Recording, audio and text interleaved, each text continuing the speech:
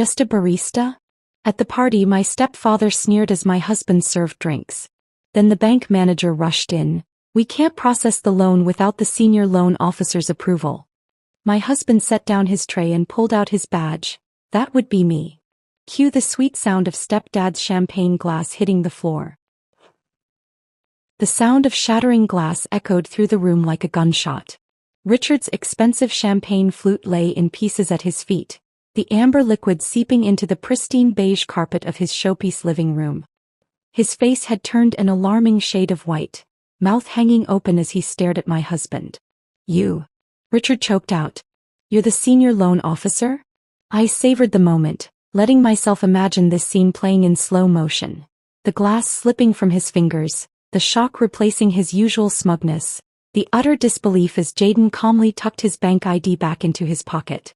5 years of condescension crashing down in one perfect moment. But the journey to this satisfying crash began long before tonight's party. It started the first time Richard laid eyes on Jaden and decided, without knowing a single thing about him, that he wasn't good enough for his stepdaughter. He works at a coffee shop? Richard had asked that first night, eyebrows raised in practiced disdain across the dinner table. He didn't even bother lowering his voice. Natalie, darling, I thought you said he had ambition. I'd felt my cheeks burn with embarrassment and anger. He does have ambition. The coffee shop is just... It's fine, Jaden had interrupted, squeezing my hand beneath the table. I love what I do at Benchmark Coffee. There's an art to creating the perfect espresso. I'd seen the slight tightening around Richard's eyes, the dismissive twitch of his lips. In that moment, Jaden became permanently labeled in Richard's mind, just a barista. Not a person with dreams, intelligence, or potential. Simply someone who made coffee for people Richard deemed important. My mother, Ellen, had given me an apologetic smile but said nothing to defend Jaden. This was her pattern since marrying Richard 3 years after Dad died. Smoothing over his rudeness, making excuses for his behavior, choosing peace at any cost.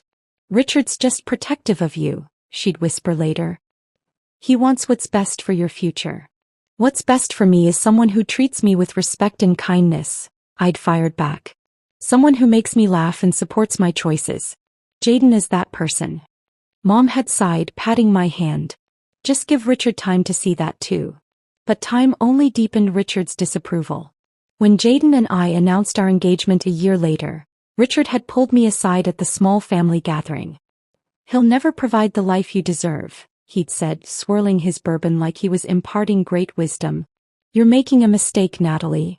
The only mistake would be caring what you think, I'd replied, though my voice had trembled slightly. Part of me, the part still yearning for family harmony, had hoped Richard would eventually see Jaden's worth. Our wedding had been small but beautiful, held in a local garden with twinkling lights and just 50 guests. Richard had shown up late, complained about the heat and left before the cake cutting, making a point to tell several guests that he hoped the barista could at least afford a decent honeymoon. Jaden had taken it all in stride, his quiet dignity making Richard's pettiness seem all the more childish. He's your family, Jaden would remind me whenever I'd rage about Richard's behavior. I can handle his judgment if it means you get to keep your relationship with your mom.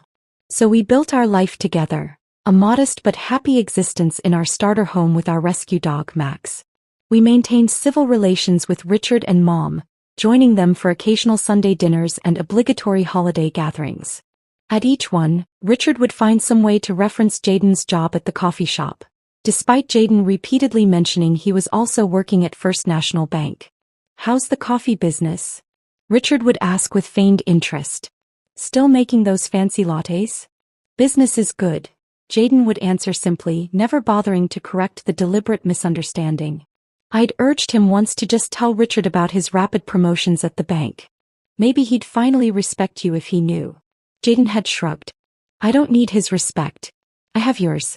Besides, he's never actually asked what else I do. He's not interested in the truth, just in feeling superior. When the phone rang last Tuesday evening, I'd had no idea it would set in motion the events leading to tonight's perfect moment of justice. I'd been cooking dinner, hands covered in breadcrumbs as I prepared chicken parmesan. Can you get that? I'd called to Jaden, who was setting the table. He'd picked up and I'd watched his expression shift from neutral to carefully controlled as he'd said, Hello, Richard. Pause. Yes, she's right here. I'd wiped my hands and taken the phone, already irritated. What is it, Richard? Natalie, I'm hosting an important business gathering this Saturday, he'd said, his voice tense. I need you to come help your mother. She's overwhelmed with the planning. Is everything okay? I'd asked, catching something unfamiliar in his tone. Not the usual confidence, but something closer to anxiety. Everything's fine, he'd snapped. Just some key investors and banking officials. Very important for the business. Your mother needs support. Jaden and I will both come, I'd said firmly. The silence had stretched long enough that I'd thought he might have hung up. Just you would be preferable, he'd finally said. This is a sophisticated event. My blood had boiled. Either we both come or neither of us does. Your choice. After another painful silence, he'd conceded. Fine. He can help tend bar if he wants to make himself useful. God knows we could use the extra hands. Just make sure he wears something appropriate. Not those hipster coffee shop clothes. I'd nearly hung up on him, but then Mom had come on the line, her voice pinched with worry. Please, Natalie. This party means everything to Richard right now. The business is facing challenges. He needs to impress these people. And so, against my better judgment, I'd agreed, not realizing I was setting the stage for Richard's champagne glass to hit the floor in what would become the most satisfying sound I'd ever heard. So your husband makes coffee for a living? The bank manager had asked me minutes earlier, watching Jaden efficiently mixing drinks behind the bar. Richard mentioned something about him being a barista? I'd smiled, years of practice keeping my expression pleasant while rage boiled beneath. Among other things, I'd replied, echoing Jaden's usual response. He's quite talented with beverages of all kinds. I had no idea the universe was about to deliver perfect justice, but looking back, I wouldn't change a single moment of those 5 years of silent judgment. They made the sound of that shattering glass all the sweeter. I had no idea then that Richard's sterling manufacturing wasn't the success story he'd always painted it to be.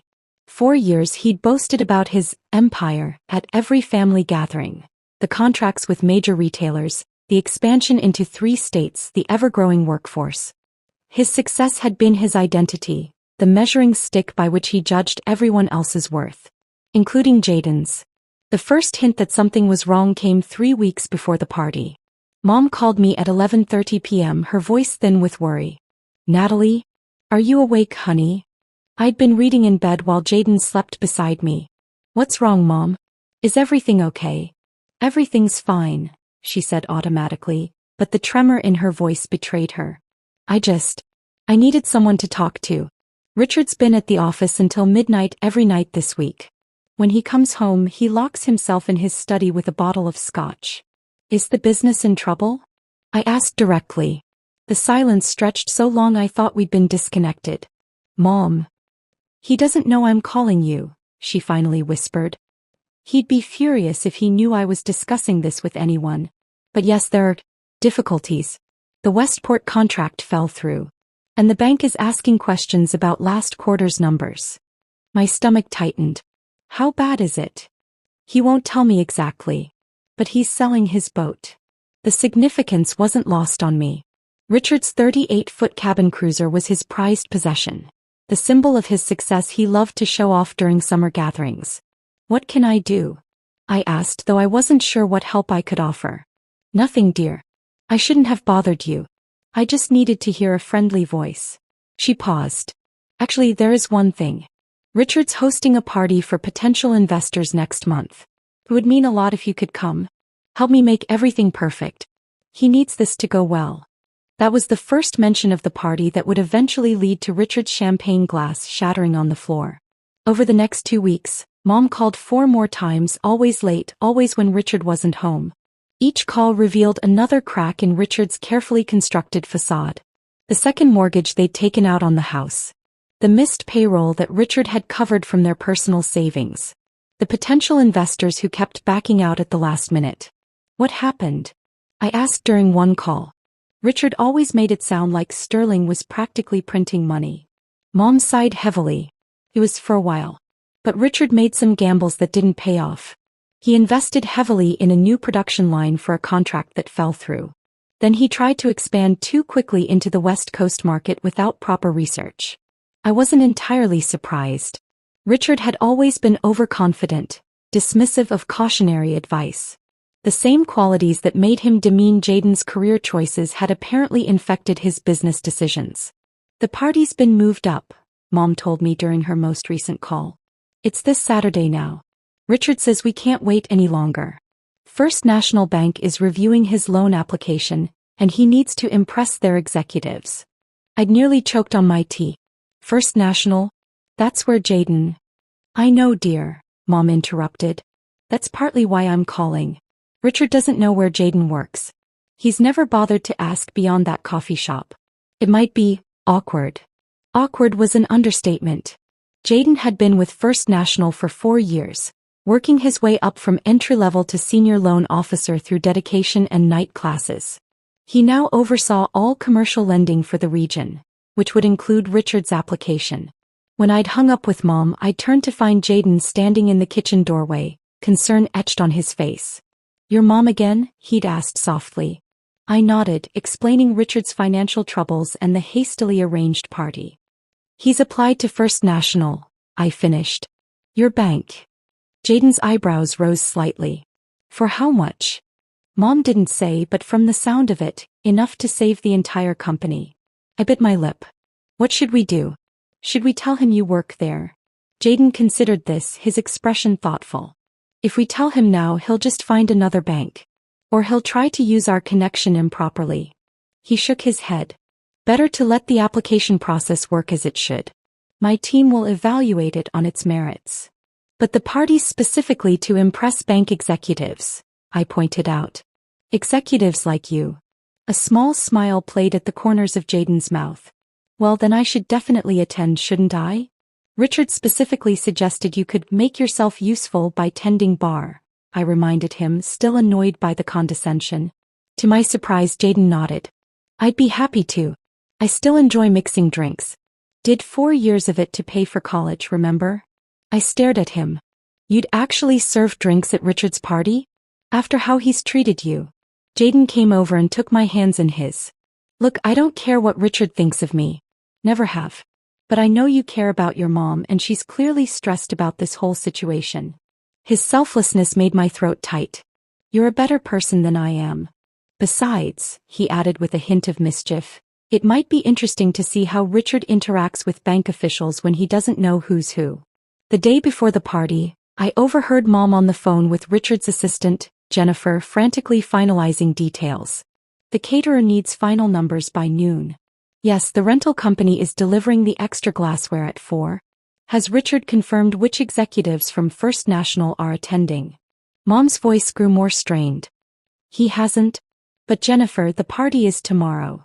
After she hung up, I brought her a cup of tea, noting the dark circles under her eyes. "Everything okay?" "Richard's being impossible," she admitted. "He won't delegate anything, but he's too busy putting out fires at the company to handle the party details. And he keeps changing the guest list." "Has he researched who he's meeting from the bank?" I asked carefully. Mom shook her head. "Jennifer says he keeps saying he'll review the background materials she prepared, but he hasn't touched them. He's flying completely blind." I thought about telling her then. About explaining that Jaden wasn't just a barista, that he was actually a decision-maker at the very bank Richard was courting. But something held me back. Perhaps it was years of watching Richard dismiss my husband without bothering to know him. Perhaps it was the knowledge that Richard had created this situation himself, through his own arrogance and carelessness. Or perhaps it was because I knew deep down that Richard needed a moment of reckoning, a chance to see beyond his prejudices and recognize the consequences of his assumptions. "Don't worry, Mom," I said instead, patting her hand. "Jaden and I will be there to help. Everything will work out exactly as it should." As we drove home, I glanced at Jaden. Richard hasn't even looked at the profiles of the bank executives who are coming tomorrow. Jaden nodded, unsurprised. "That tracks with what I've seen of his loan application. It's ambitious but sloppy. He's counting on charm and reputation rather than solid business planning." "Will his loan be approved?" I asked hesitantly. Jaden kept his eyes on the road. "That will depend on tomorrow's meeting. And whether Richard can demonstrate that he's learned from his mistakes." Little did I know just how educational tomorrow's party would be. For all of us. Saturday evening arrived with a nervous energy hanging over us. Jaden adjusted his tie in our bedroom mirror while I zipped up my navy blue cocktail dress. "You don't have to do this," I said, watching him smooth down the front of his charcoal suit, the same one he wore to important meetings at the bank. "We could still call and say we're sick." He met my eyes in the mirror. "And miss seeing Richard's face when he realizes who actually makes the decisions on his loan? Not a chance." His smile softened. "Besides, your mom needs the support." The drive to Richard and Mom's suburban Tudor-style home took 30 minutes. As we pulled into the circular driveway, I noticed several luxury cars already parked. German imports and high-end American sedans that spoke of the wealth Richard was trying to impress. "Looks like the regional manager drove in from Portland," Jaden commented, nodding toward a black Mercedes. "That's Curtis Wallace's car. He doesn't usually attend these events personally." My pulse quickened. Is that good or bad for Richard? "It means his loan application has caught serious attention," Jaden replied, his expression giving nothing away. Mom greeted us at the door, relief washing over her face. She wore an elegant emerald dress that couldn't quite disguise how much weight she'd lost recently. The stress of Richard's financial troubles had clearly taken its toll. "Thank goodness you're here," she whispered, hugging me tightly. "The caterers are running behind and Richard's already on his third scotch." Jaden touched her arm gently. "Where should I set up, Ellen?" Mom led us through the crowded living room to a corner where a temporary bar had been arranged on an antique sideboard. Crystal decanters of liquor gleamed under the chandelier light, alongside buckets of ice and trays of glassware. Richard wanted a proper bartender, but with everything else. Mom gestured vaguely. "I've got this," Jaden assured her. "Why don't you take Natalie around to say hello while I get organized?" As Jaden slipped behind the makeshift bar, seamlessly arranging bottles and preparing garnishes, Mom steered me toward a group where Richard stood holding court. He looked polished as always in his tailored suit, but I noticed a tightness around his eyes, the only visible sign of his desperation. "Ah, Natalie." Richard boomed with forced joviality when he saw us. "Gentlemen, my stepdaughter. Natalie, meet Bill Hoffman from West Coast Capital and Steve Grayson from Turner Investments." He introduced me to the investors with a proprietary arm around my shoulders, as though my presence somehow validated his worthiness. I smiled and shook hands, playing my assigned role of supportive family member while secretly watching Jaden from the corner of my eye. He was already mixing a martini with practiced ease, his movements confident and precise. "Your husband couldn't make it?" Bill Hoffman asked politely. Before I could answer, Richard jumped in. "Oh, he's here. That's him behind the bar. Natalie's husband is quite the cocktail enthusiast." His tone carried the slightest edge of condescension. "How thoughtful of him to help out," Steve Grayson commented, seeming genuinely impressed. Richard's smile tightened. "Yes, well, it's what he does. Mixes drinks. Shall we discuss that property development opportunity?" As Richard steered the conversation back to business, Mom squeezed my hand apologetically before being called away by a caterer with a question. I circulated through the room as expected, making small talk with Richard's business associates and their spouses, all while keeping an eye on the bar. Jaden had drawn a small crowd. His cocktails were exceptional, not just the standard gin and tonics or whiskey sours, but beautifully crafted concoctions that showcased his knowledge and creativity. I watched as he handed an older gentleman what appeared to be an old-fashioned with a twist of something unusual. "This is remarkable," the man exclaimed after taking a sip. "What's that subtle flavor?" "Cherry bark, vanilla bitters, and a hint of smoked maple," Jaden explained. "It complements the bourbon without overwhelming it." The man nodded appreciatively. "You have a real talent. Do you work at one of those craft cocktail establishments downtown?" Richard suddenly materialized beside them, having noticed the admiration Jaden was receiving. "He's a barista actually. Makes coffee drinks at some hipster shop. We're lucky he could fill in tonight on short notice." "Just a barista?" Richard added with that familiar sneer, loud enough for nearby guests to hear. "Natalie married down, but what can you do with daughters these days? They never listen to reason." The investor laughed uncomfortably, eyes darting between Richard and me. I maintained my smile, years of practice keeping my expression pleasant while rage boiled beneath. Jaden didn't miss a beat. "The coffee shop is a weekend hobby now," he said mildly, continuing to mix the next drink in line. I enjoy the creative aspect of beverage crafting. And what do you do during the week? The investor asked, genuinely curious.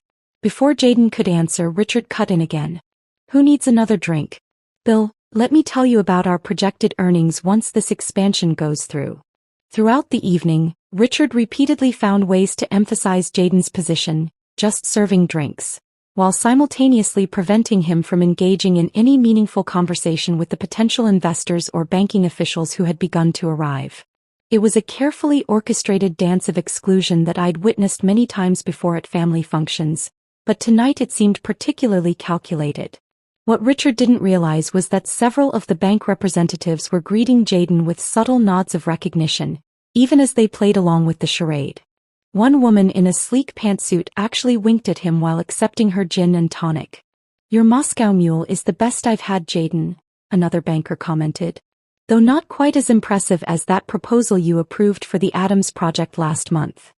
Richard, standing nearby, assumed this was just friendly banter with the bartender. Yes, he does make a decent drink, he acknowledged grudgingly. Not much of a career path, though. I was about to finally say something, my patience worn dangerously thin, when the front door burst open.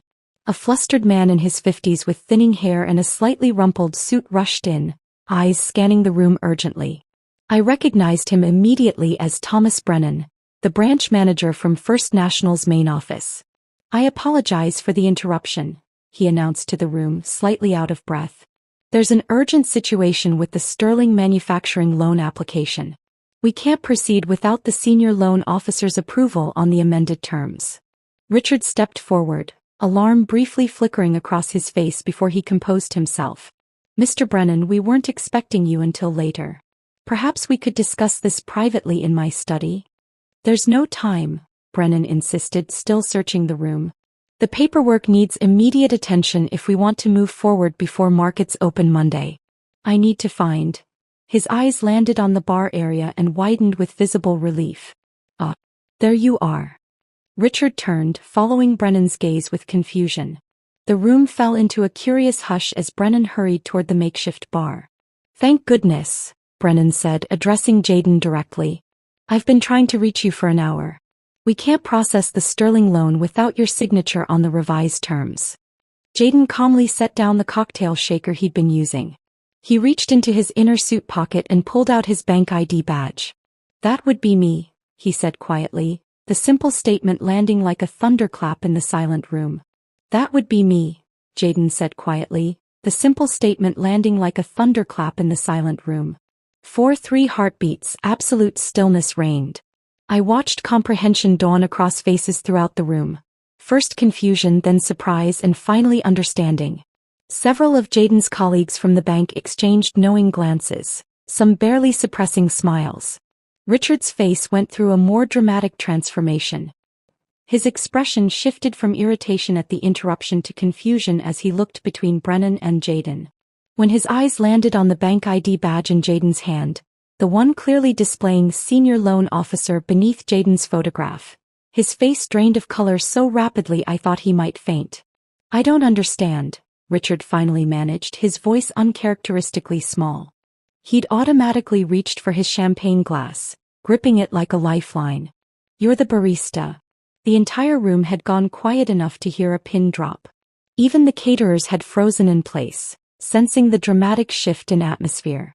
Jayden stepped out from behind the bar, straightening his tie in a gesture I recognized from countless mornings before he left for the bank. When he spoke, his voice carried the same calm authority I'd heard him use during work calls, professional, measured, and utterly confident. I started as a barista while putting myself through school, Jayden explained, not just to Richard but to the entire room.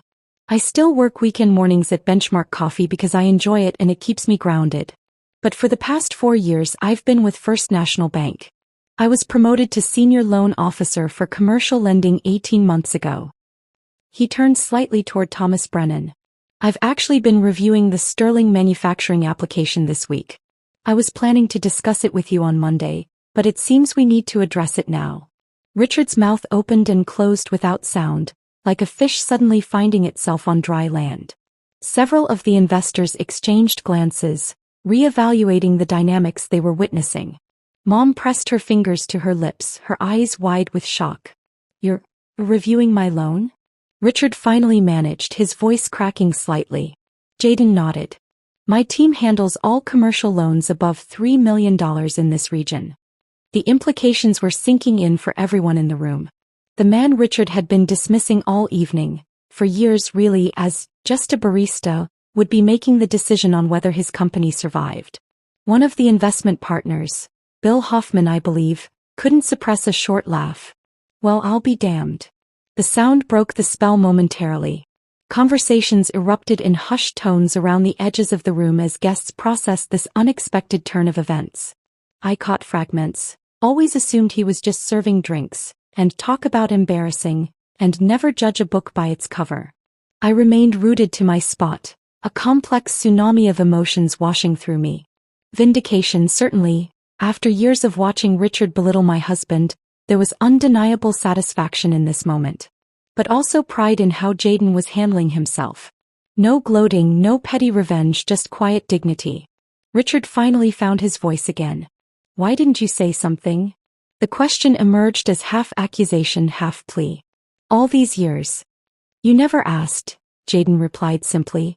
"You decided who I was the first night we met. I mentioned working at the coffee shop, and that became the only thing you wanted to see." Mom stepped forward then, her hand reaching toward Richard in concern. I recognized the gesture, her instinct to smooth things over, to protect Richard from the consequences of his own actions. "Richard, perhaps you and Jaden should continue this in private," she suggested, glancing nervously at the onlooking guests. But Thomas Brennan, oblivious to the personal drama unfolding, pressed forward with his urgent business matter. "I hate to interrupt, but we really do need to address these amendments now if we want to move forward with the loan." The committee had some concerns about the collateral valuation and the projected revenue timeline. Richard's expression shifted between shock, embarrassment, and dawning fear. The reality was sinking in, not just that Jaden was more than just a barista, but that Jaden now held the fate of his company in his hands. "Yes, of course," Richard mumbled, gesturing vaguely toward his study. "We can use my office to discuss the—" Thomas nodded briskly and turned to Jaden. "Perfect. I brought the amended terms for your review. If you approve them, we can proceed with the funding on Monday as planned." As Jaden collected his suit jacket from behind the bar and prepared to follow Brennan, Richard seemed to suddenly grasp the full significance of the situation. The man he'd been publicly belittling was about to review the loan that could save or sink his entire business. "Jaden," Richard said, his voice now carrying an unfamiliar note, something close to pleading. "I hope you won't let personal feelings interfere with your professional judgment." The room collectively held its breath. Even those guests who hadn't fully grasped the backstory could feel the tension. This was the moment when Jaden could easily dismiss Richard with the same condescension he'd endured for years. He could make a cutting remark about karma or comeuppance. He could even hint at denying the loan out of personal spite. Instead, Jaden straightened to his full height, looking Richard directly in the eyes. "I've never allowed personal feelings to cloud my professional judgment, Richard. Every application receives a fair and thorough review based on its merits. That's how I've built my reputation at the bank." The simple statement carried more weight than any threat or insult could have. It highlighted the contrast between them, between Richard's petty judgments and Jaden's professional integrity. Curtis Wallace, the regional manager from Portland whose Mercedes I'd noticed earlier, approached our small group. "Jaden's one of our top lending officers," he told Richard, clapping Jaden on the shoulder. "You couldn't ask for a more thorough or fair review of your application." Richard nodded mechanically, still visibly processing everything. He raised his champagne glass to his lips, perhaps seeking liquid courage, but found it empty. As he lowered it, the full weight of the evening, the years of misjudgment, the public revelation, the precarious position his business now occupied, seemed to hit him all at once. The champagne flute slipped from his fingers. The sound of shattering glass echoed through the room like a gunshot. Richard's expensive champagne flute lay in pieces at his feet, the remaining drops of amber liquid seeping into the pristine beige carpet of his showpiece living room. My eyes met Jaden's across the room. In that moment of connection, I saw everything I loved about him. His patience, his dignity, his quiet strength. He'd never needed Richard's approval or respect. He'd always known his own worth. As Richard stared down at the shattered glass, a perfect metaphor for his shattered assumptions, I felt something unexpected alongside the satisfaction. A flicker of pity. Richard's judgments hadn't diminished Jaden. They had only diminished himself, closing him off from really knowing the remarkable man who had married his stepdaughter. Thomas Brennan cleared his throat. "Shall we review those documents now?" Jaden nodded, and the three men moved toward Richard's study, leaving behind a room buzzing with whispered conversations and Mom kneeling to clean up the broken glass. A lifetime habit of cleaning up after Richard's messes. I knelt beside her, gently taking the napkin from her trembling hands. "Let the caterers handle this, Mom. Come sit down for a minute." As I led her to a quiet corner, I wondered how this night would end, not just for Richard's loan application, but for all of us who had lived for years in the shadow of his judgments. Mom and I sat in silence for several minutes in the quiet corner of the living room, watching as the party awkwardly reassembled itself. The caterers efficiently swept up the broken glass while guests determinately resumed conversations, pretending they hadn't just witnessed Richard's world turn upside down. The investment partners huddled together, occasionally glancing toward the closed door of Richard's study where Jaden, Brennan, and Richard had disappeared. "I had no idea," Mom finally whispered, twisting her wedding ring anxiously. "All these years Richard kept talking about Jaden as if he was just..." She trailed off, unable to finish. "That's because Richard never bothered to ask," I replied, unable to keep the edge from my voice. "He decided who Jaden was that first night and never changed his mind. Never even tried." Mom's eyes filled with tears. "I should have said something. Done something." I squeezed her hand. "We both know Richard doesn't listen when his mind is made up." Before Mom could respond, the study door opened. Thomas Brennan emerged first, followed by Curtis Wallace. They spoke briefly to a few other bank representatives before making their goodbyes and departing. The room buzzed with renewed speculation. Jaden and Richard remained in the study. 20 minutes passed. Some guests began to leave, sensing the party had effectively ended. Mom fluttered nervously between remaining groups, maintaining a brittle smile as she thanked them for coming. I stood near the study door, resisting the urge to press my ear against it. When it finally opened, Jaden appeared first. His expression was neutral, professional, his work face. Richard followed, looking simultaneously exhausted and alert, like a man who had been through an emotional ringer but had emerged with unexpected clarity. "Everything okay?" I asked Jaden quietly as he reached me. He nodded slightly. "We've had an honest conversation." Richard cleared his throat. "Natalie, could I speak with you for a moment? Privately." I hesitated, looking to Jaden, who gave me a reassuring nod. "I'll help your mom with the remaining guests," he said, squeezing my shoulder before moving toward the living room. Richard led me into the now empty study, closing the door. His usual commanding presence had diminished. He looked suddenly older, the lines around his eyes more pronounced in the lamplight. "Jaden explained the situation with my loan application," he began, pacing behind his desk. "It's not as strong as I believed." I remained silent, letting him continue without interruption. He identified several critical flaws in my business plan that I hadn't considered. Richard ran a hand through his silver hair. Flaws that would have been discovered eventually, probably after I'd taken on even more debt. "Is he denying the loan?" I asked. Richard shook his head.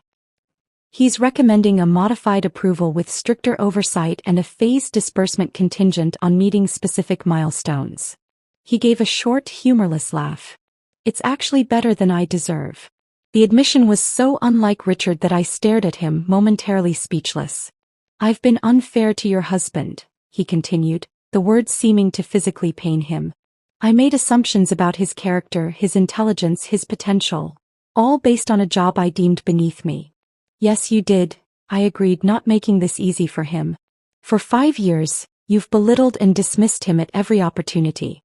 You've made snide comments, ignored his accomplishments, and treated him like he was inferior, all without bothering to know the first thing about him." Richard winced. "I know." "No, I don't think you do," I pressed, years of bottled frustration finally finding release. "Do you have any idea how many family gatherings Jaden has endured for my sake? How many times he's swallowed his pride and accepted your condescension because he knew I wanted peace with Mom. He never needed your approval, Richard. He's always known his worth.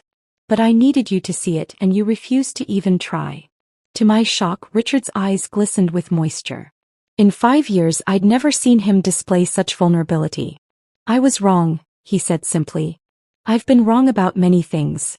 The straightforward admission stunned me into silence.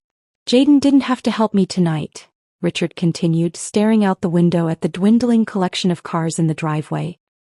He could have denied my loan outright and been completely justified. Instead, he's giving me a chance to save my company, provided I'm willing to accept guidance and oversight. He turned back to me. Your husband is a better man than I am, Natalie. I see that now. The conversation with Richard left me emotionally drained but cautiously hopeful. When Jaden and I finally left that night, the last guests long gone, Richard shook Jaden's hand. It wasn't a warm embrace or a heartfelt apology. Richard had too much pride for that, but it was acknowledgement. A beginning. The weeks following the party brought subtle but significant changes. Richard's company entered the structured loan program that Jaden had recommended. Under the bank's guidance, Richard was forced to scale back his grandiose expansion plans and focus on stabilizing his core business. A bitter pill he might never have swallowed without the wake-up call of nearly losing everything. 3 weeks after the party, Richard called Jaden directly, not through me, to ask his opinion on a restructuring proposal. The conversation lasted nearly an hour. He actually listened, Jaden remarked afterward, genuine surprise in his voice. A month later we accepted an invitation to dinner at their house, something we'd usually approach with dread.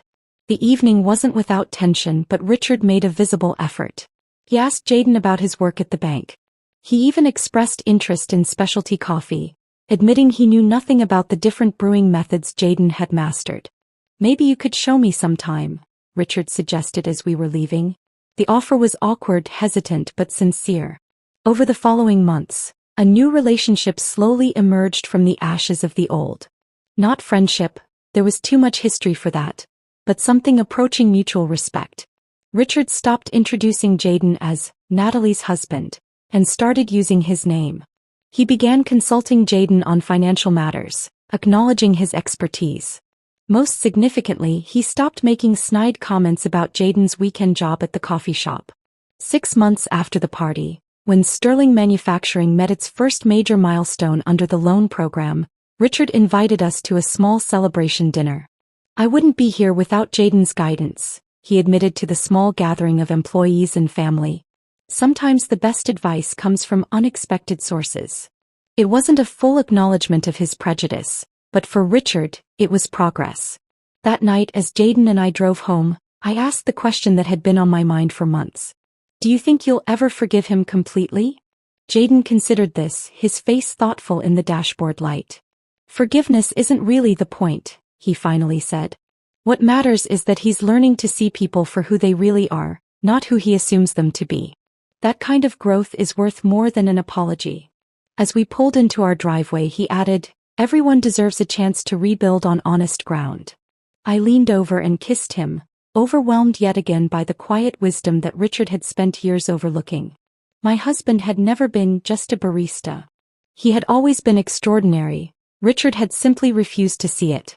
And while the sound of that champagne glass shattering would always remain one of the most satisfying moments of my life, watching Richard slowly earn Jaden's respect was, in its own way, an even sweeter victory. My boss fired me on my birthday. Happy birthday, loser. Pack your desk. The office watched in silence. By noon I wasn't jobless. He was. Turns out birthdays can be poetic if you plan them right. I'd planned this one for months. The coffee maker sputtered to life at exactly 6:47 a.m., just like every morning for the past 8 months. I stood there in the empty break room watching the dark liquid drip into the pot, knowing that in 13 minutes, Mr. Granger would storm through those glass doors expecting his usual, black coffee, no sugar, served in the blue mug with the company logo that he claimed brought him luck. What he didn't know was that I'd been watching him through those same glass doors since my first day, studying his patterns, his weaknesses, his arrogance. Before we dive deeper into how I orchestrated the perfect revenge, I want to thank you for being here. If you believe toxic bosses should face consequences for their actions, please consider subscribing. It's free and helps us reach more people who need justice. Now let's see how this plan unfolded. My name tag read Madison in neat block letters, but most people didn't bother to remember it.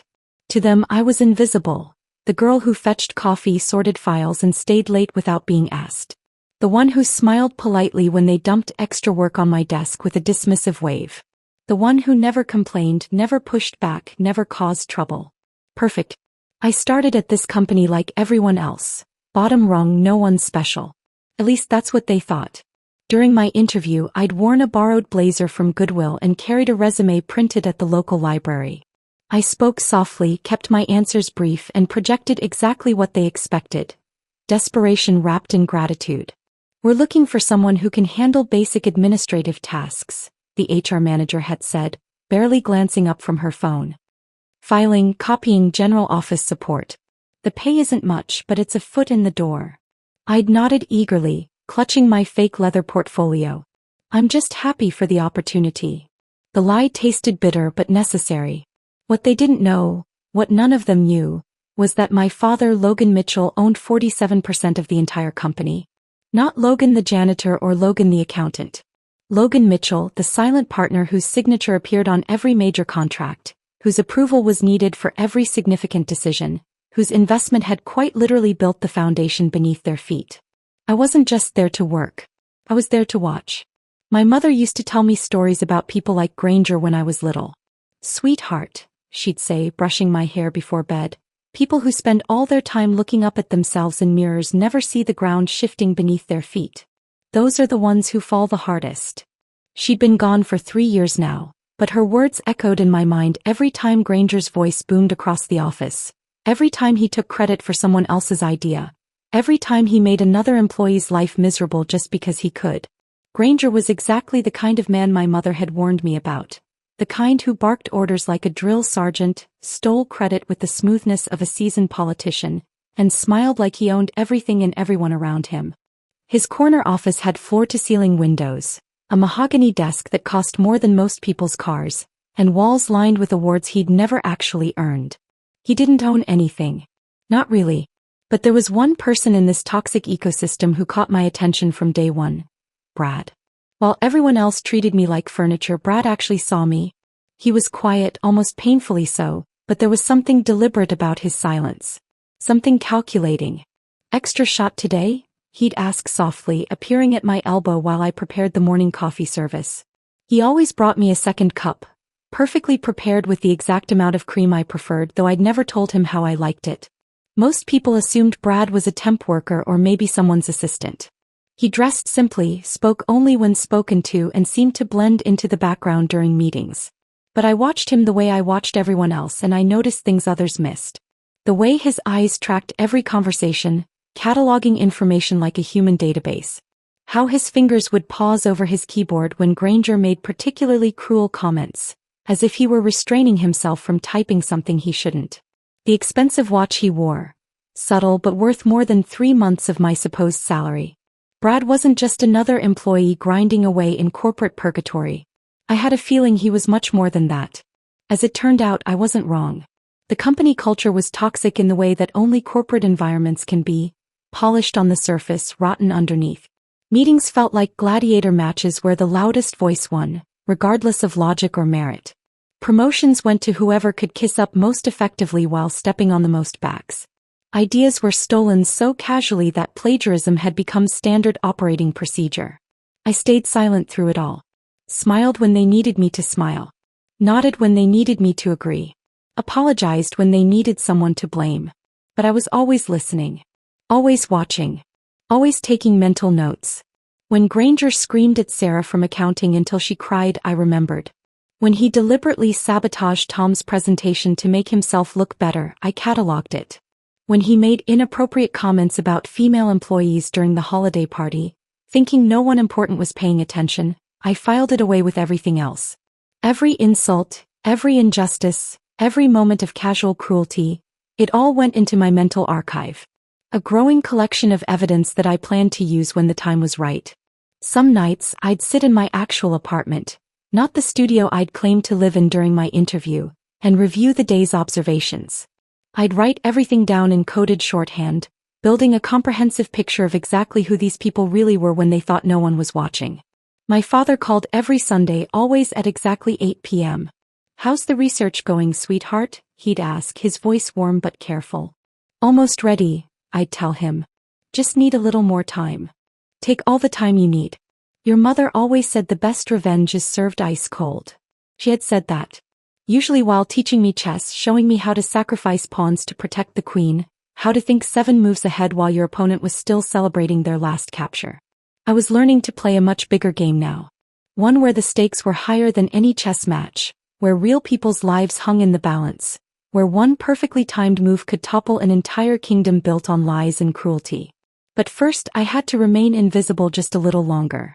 The girl nobody noticed, quietly gathering intelligence, patiently waiting for the perfect moment to reveal that the mouse they'd been ignoring was actually a lioness who'd been studying their every weakness. The coffee finished brewing. Time to start another day of being underestimated. It was exactly where I wanted to be. 3 weeks into my invisible existence, I discovered the true power of being overlooked. It happened during my first real glimpse behind Granger's polished facade, a moment that would haunt me for months. I was delivering quarterly reports to his office when I heard muffled shouting through the heavy oak door. The nameplate gleamed, "Richard Granger, Chief Executive Officer." Inside, his voice rose to a crescendo that made the walls seem to vibrate. "You pathetic excuse for an intern. Do you think this company runs on your daddy's money and your participation trophies?" I pressed closer to the door, my heart hammering. Through the crack, I could see a young woman, maybe 19, fresh-faced and trembling, clutching a stack of papers to her chest like armor. Her lip quivered as Granger circled her like a predator. "I'm sorry, Mr. Granger," she whispered. "I can redo the analysis. I just need more time to..." "Time." He laughed, a sound like breaking glass. "Time is money, sweetheart. And you've just cost me both." The girl's shoulders shook. A single tear traced down her cheek, and I watched her carefully wipe it away, trying to maintain some dignity in the face of his cruelty. Most people don't realize how much you can learn from being invisible. In that moment, I understood that my position wasn't just strategic, it was essential. I was witnessing the real Richard Granger, stripped of his boardroom charm and public relations smile. 2 days later, I watched that same intern clear out her desk. Her supervisor, Janet, explained quietly that the girl had failed to meet performance standards. But I'd seen her work. It was meticulous, thorough, better than half the senior analysts produced. The following month brought an even more devastating revelation. Lisa Martinez, a single mother from the accounting department, was called into Granger's office on a Friday afternoon. I was organizing files in the adjacent conference room when her voice drifted through the shared wall. "Please, Mr. Granger. I know the project went over budget, but I can make it right. I have 2 kids and this job." "Should have thought about that before you screwed up," came his cold response. What followed was the sound of a woman's quiet sobbing, punctuated by Granger's harsh laughter. Not just amusement, genuine pleasure at her pain. The sound made my stomach turn, but I forced myself to listen, to memorize every inflection, every cruel word. "Tears don't pay invoices, Lisa. Pack your things." I recorded nothing during these moments. My phone remained tucked away, my hands empty. But I listened with the intensity of a court stenographer, committing every detail to memory. Each conversation became another thread in the web I was slowly weaving. The real breakthrough came during the 3rd month, when I was assigned to shadow Granger for an entire week. Executive observation, they called it, a development opportunity for promising junior staff. If they only knew how promising I actually was. He forgot I was there half the time, treating me like a piece of furniture that occasionally fetched coffee. During a budget meeting, I watched him casually redirect funds allocated for employee safety equipment into his personal entertainment budget. $30,000 that should have purchased updated fire suppression systems instead went toward his country club membership renewal. "Who's going to check?" he muttered to his assistant, unaware that I was standing 3 feet away, ostensibly organizing files. "The board trusts me completely." The irony was almost too perfect to believe. But it was during that same week that I witnessed something that changed everything. Thursday afternoon, Granger called Brad into his office. I was stationed at the copy machine directly outside, feeding documents through the scanner while straining to hear their conversation. Brad had spent weeks developing a revolutionary design proposal, a sustainability initiative that could have saved the company millions while dramatically reducing environmental impact. I'd seen him working late into the evening, refining calculations, perfecting presentations, pouring his expertise into something truly innovative. Through the glass partition, I watched Granger flip through Brad's carefully prepared materials. His expression shifted from boredom to disdain to something approaching disgust. "This is garbage," he declared, loud enough for half the floor to hear. Absolute garbage. What happened next unfolded in slow motion. Granger lifted the entire proposal. Months of research, detailed schematics, financial projections, and methodically tore each page in half. The sound of ripping paper filled the office like gunshots. "Environmental responsibility doesn't pay bonuses," he sneered, feeding the shredded remains into his personal document destroyer. "Stick to what you know, Brad."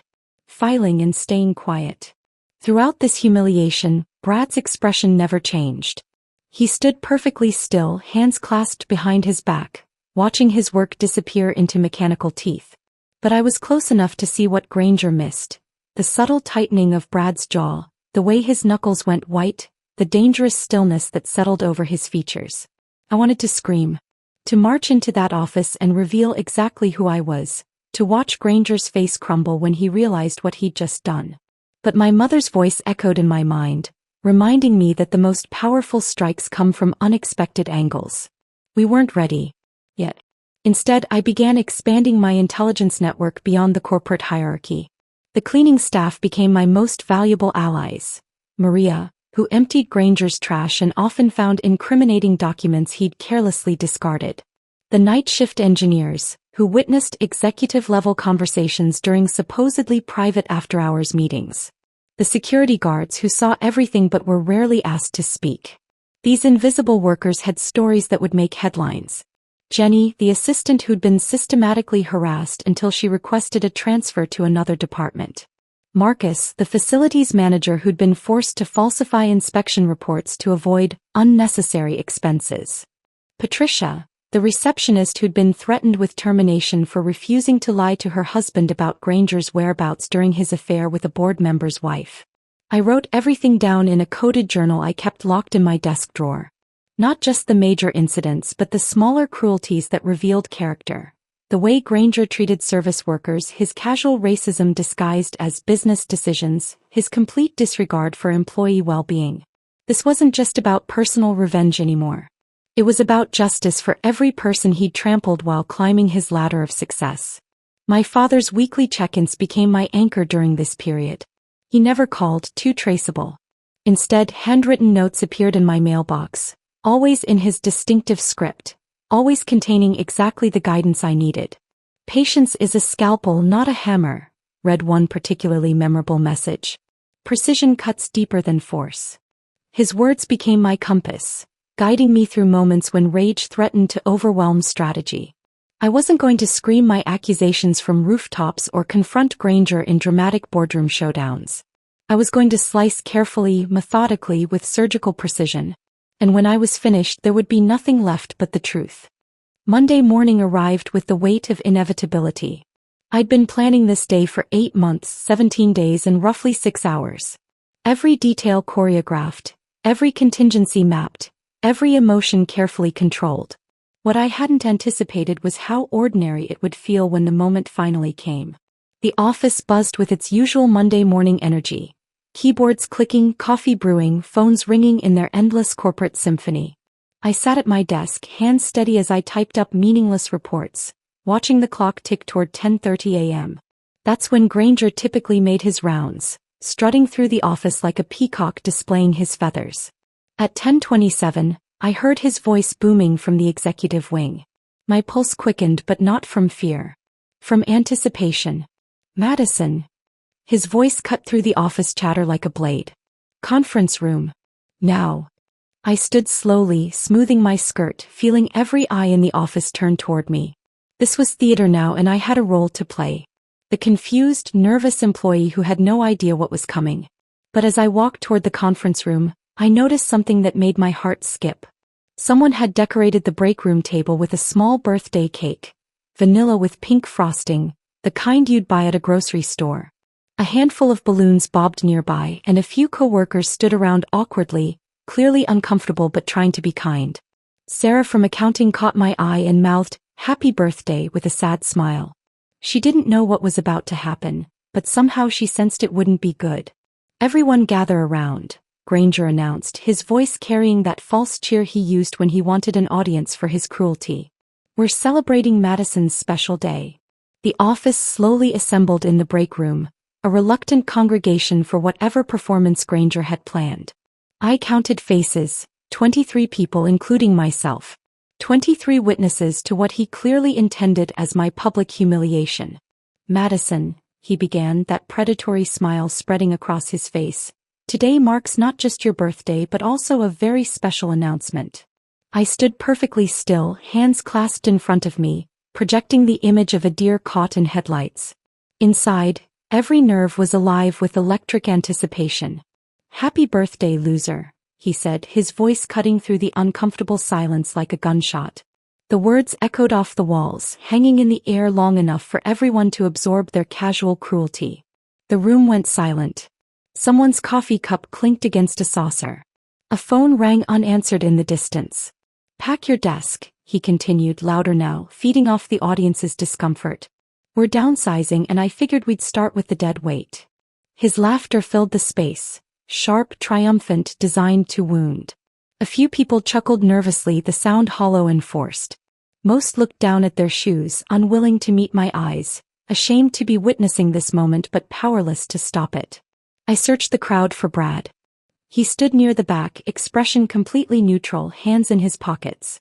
While others shifted uncomfortably or averted their gazes, he watched Granger with the calm attention of someone studying an interesting specimen.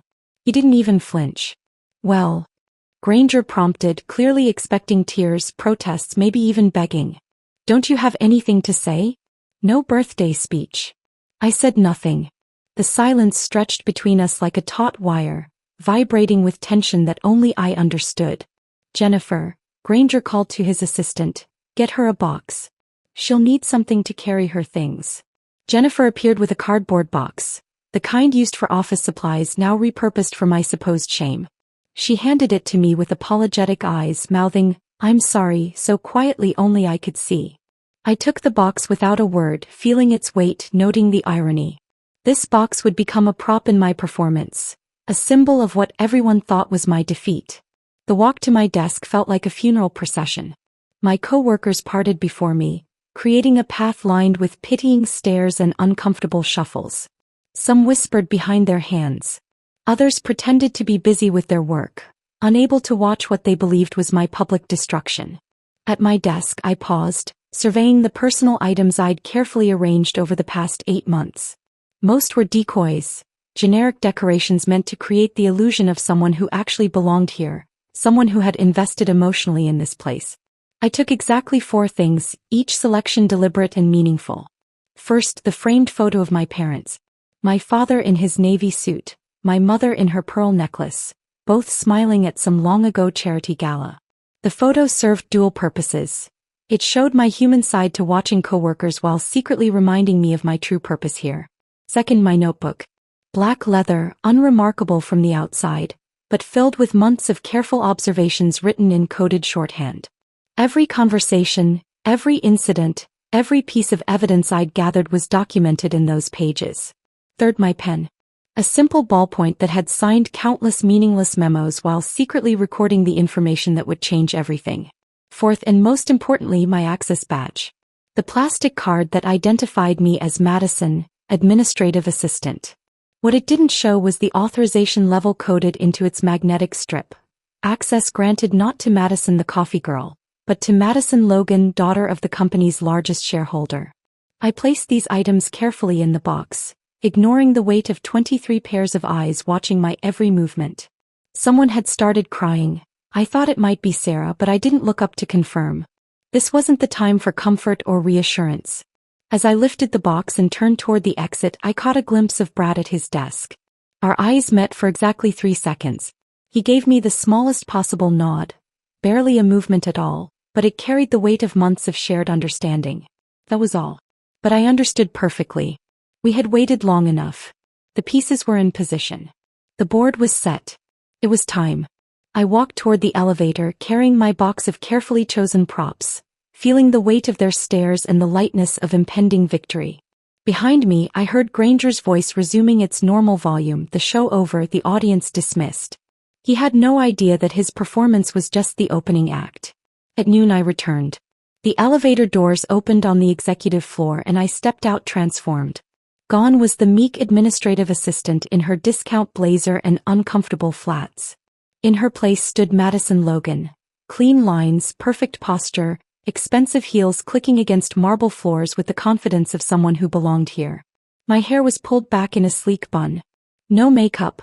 I wanted my face to be unmistakably clear when the truth was revealed.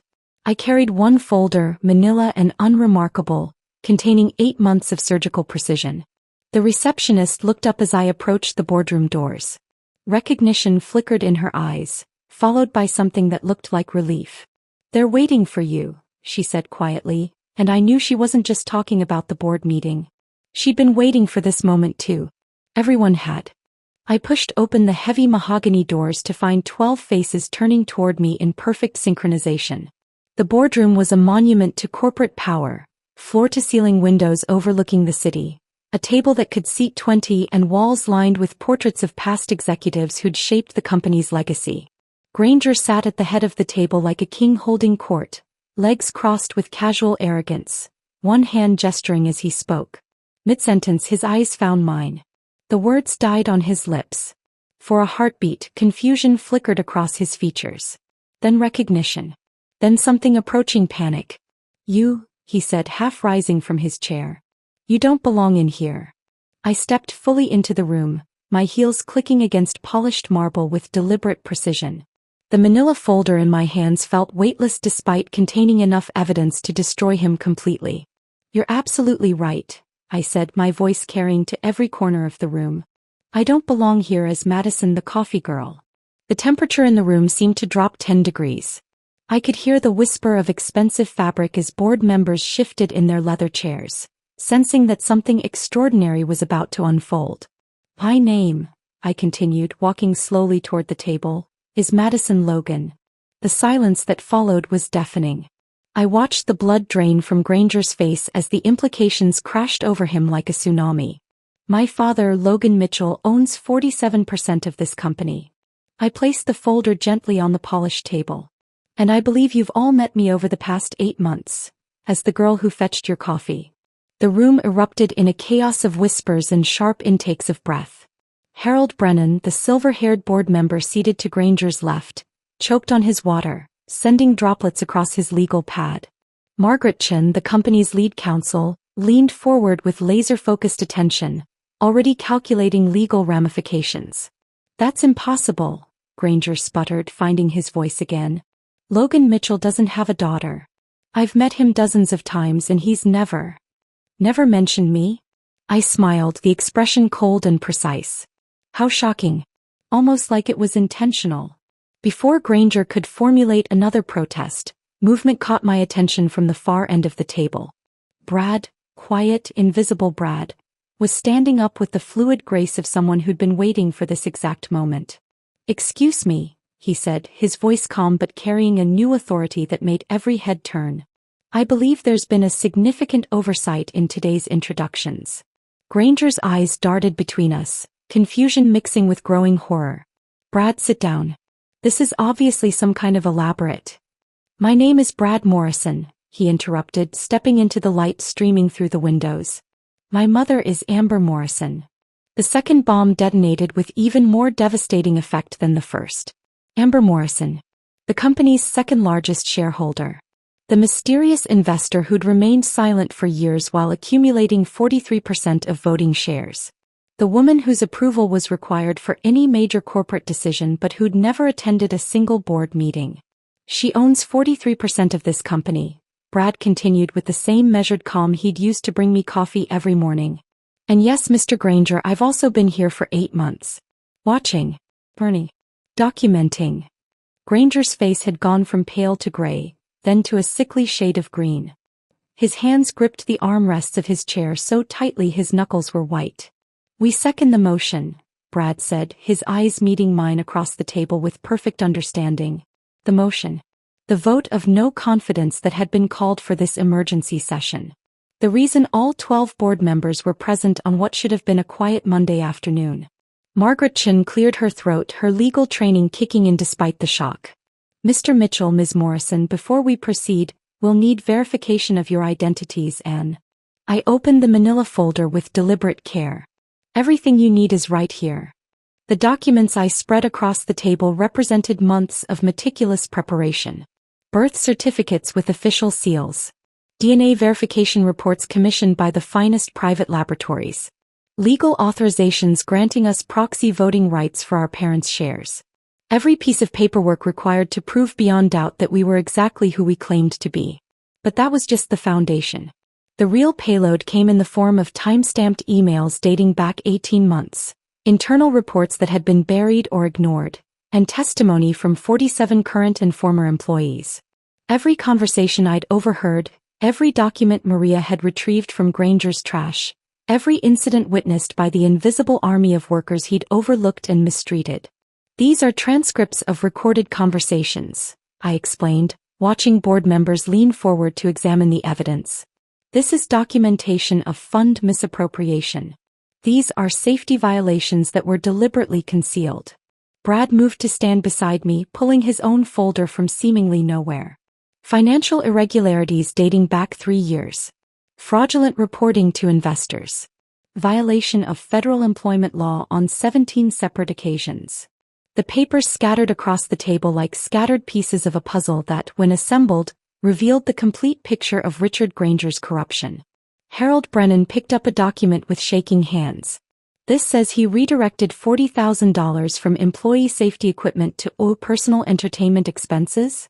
Country club membership," I confirmed, while the fire suppression system in the East Wing remained dangerously outdated. Margaret Chin was speed reading through legal violations, her expression growing more grim with each page. Sexual harassment complaints that were buried. Wrongful termination lawsuits that were settled with non-disclosure agreements paid from company funds rather than his personal assets. "All of this is fabricated," Granger said, but his voice lacked conviction. "These two have obviously conspired to..." "To what?" Brad asked quietly. "To spend 8 months documenting your actual behavior? To record conversations you had in your own office. The audio recordings are time-stamped and verified," I added, "including your conversation this morning where you called me a loser in front of 23 witnesses." The room fell silent except for the soft rustle of papers as board members continued examining the evidence. I could see the calculation happening behind their eyes. The legal exposure, the financial liability, the reputation damage that keeping Granger would cost them. Margaret Chin looked up from the documents. "Given the severity of these allegations and the substantial evidence presented, I move for an immediate vote of no confidence." "Seconded," said Harold Brennan without hesitation. "All in favor?" Hands rose around the table like dominoes falling in sequence. One by one, each board member chose justice over loyalty, evidence over friendship, future over past. The count was 9-0. "Richard Granger," Margaret Chin announced with the formality of a judge delivering a verdict, "you are hereby stripped of your position as Chief Executive Officer, effective immediately." Security appeared as if summoned by telepathy, 2 professional guards who moved with quiet efficiency. Granger's access badge was deactivated with a soft electronic beep. His company credit cards were collected. His office keys removed from his personal ring. As he walked toward the door, flanked by security, he stopped directly in front of me. His face was red, his hands shaking with suppressed rage, but for the first time in our acquaintance, Richard Granger had absolutely nothing to say. The man who'd built his career on intimidation and verbal cruelty stood mute before the girl he'd called a loser just 2 hours earlier. I watched him leave in silence, feeling not triumph but a deep, quiet satisfaction. Justice, it turned out, was worth the wait. The silence that followed Granger's departure hung over the office like smoke after a fire. I stood in the hallway outside the boardroom, watching employees peek around corners and whisper in hushed clusters, their faces mixing disbelief with something that looked dangerously close to hope. Brad appeared beside me, his presence calm and steady. "Ready for the hard part?" he asked quietly. I nodded, understanding exactly what he meant. Removing Granger had been surgical, precise. The culmination of months of careful planning. What came next would be messier, more complex, requiring patience and genuine leadership rather than strategic maneuvering. We started immediately. Tuesday morning, I walked into what had been Granger's corner office, now temporarily serving as a neutral meeting space, and found Maria, the night cleaning supervisor, waiting nervously by the door. "Ms. Logan," she began, then caught herself. "I mean Madison. I don't know if I should be here, but—" "You absolutely should be here," I said, gesturing to the chair across from the desk. "Tell me what's on your mind." For the next 20 minutes, Maria described a company culture that existed in shadows. Employees working unpaid overtime because they were too afraid to leave on time, maintenance requests that were ignored until equipment became dangerous, a suggestion box that led directly to a trash can. "People are scared to hope," she said finally. "We've seen new management before. They promise change, then 6 months later, everything goes back to the way it was." Her words hit harder than any of Granger's insults ever had. These people had been betrayed by hope before. Earning their trust would require more than speeches or policy changes. It would demand consistent action, day after day, until belief replaced cynicism. By Thursday, word had spread that Brad and I were holding open office hours. People were hesitant at first, approaching with the tentative steps of animals who'd been kicked too many times. But gradually, one by one, employees began stepping forward. James from IT came first, carrying a laptop bag and speaking in measured tones about system security vulnerabilities that had been ignored for months. "I've been documenting everything," he said, producing a flash drive. "Every time I reported a problem, every time I was told to work around it, every near miss that could have compromised our entire network." Sarah from accounting arrived with trembling hands and a story about being forced to manipulate quarterly reports to hide budget shortfalls. "I never wanted to lie," she whispered, tears streaming down her face. "But I have a mortgage, and he said if I didn't cooperate." One by one they came. With ideas that had been dismissed without consideration. With concerns that had been buried under corporate doublespeak. With tears for colleagues who'd been driven away. With hugs that conveyed 8 months of suppressed gratitude. Each conversation revealed another layer of systematic dysfunction that Granger had either created or allowed to fester. But more importantly, each person who walked through that door represented a piece of the company's soul that had somehow survived years of toxic leadership. The most emotional moment came on Friday afternoon when Lisa Martinez appeared in my doorway. The single mother Granger had fired was back, officially reinstated with full benefits and back pay, but she looked fragile, uncertain. "I don't understand," she said, settling into the chair with careful movements. "Why would you bring me back? My project really did go over budget." "By 3%, Brad said, joining us with Lisa's file in hand. "Due to material cost increases that were completely outside your control. In any reasonable workplace, that would have been a minor budget adjustment, not grounds for termination." Lisa stared at the reinstatement letter for a long moment before looking up with eyes bright with unshed tears. "Bye kids. They'll be able to keep their health insurance?" "Retroactively," I assured her. "Everything's been restored." That afternoon, Brad and I implemented our first major policy change. The hiring and promotion process would now focus exclusively on merit and qualifications, with multiple oversight layers to prevent favoritism or discrimination. Every position would be posted internally first, giving current employees opportunities for advancement that had been arbitrarily denied under Granger's reign. But the real work wasn't happening in policy meetings. It was happening in the daily interactions that slowly rebuilt trust. Brad and I established a routine of walking the floors every day, not as executives surveying their domain, but as colleagues checking in with teammates. The transformation in people's behavior was gradual but unmistakable. Where employees had once hurried past with downcast eyes, they now looked up and made eye contact.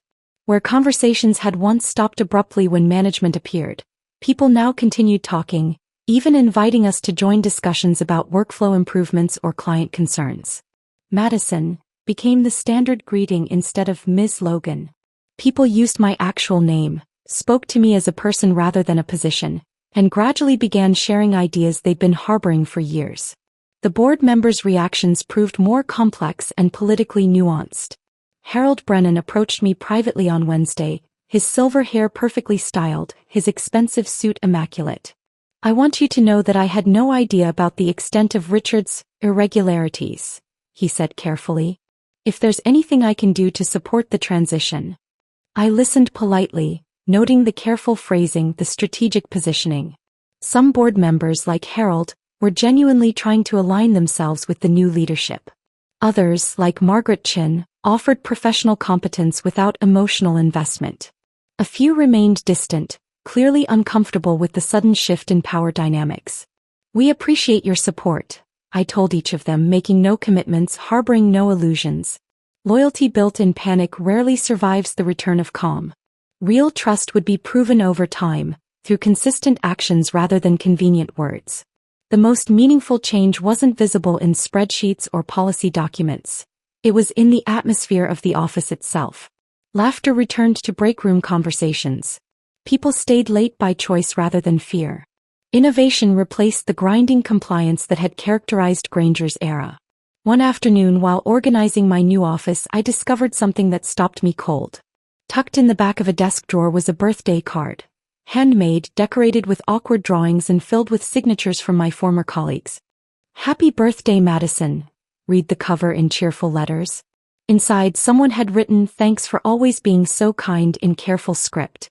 Another person had added, "Hope this year brings you everything you deserve." It was unsigned, forgotten, never delivered. Probably hidden when Granger's announcement had shattered the celebration before it could begin. I sat staring at that card for several minutes, feeling the weight of everything that had led to this moment. The months of careful planning, the systematic documentation of injustice, the calculated patience that had finally yielded justice. Taking a black marker from my desk, I wrote across the bottom in bold letters, "Never again." Then I pinned it on my office wall, right next to my diplomas and certificates. A reminder that power without compassion was just tyranny with better business cards. The revolution was complete. Now came the harder work of building something better from the ashes of what had been destroyed. 3 months after Granger's departure, the brass nameplate arrived.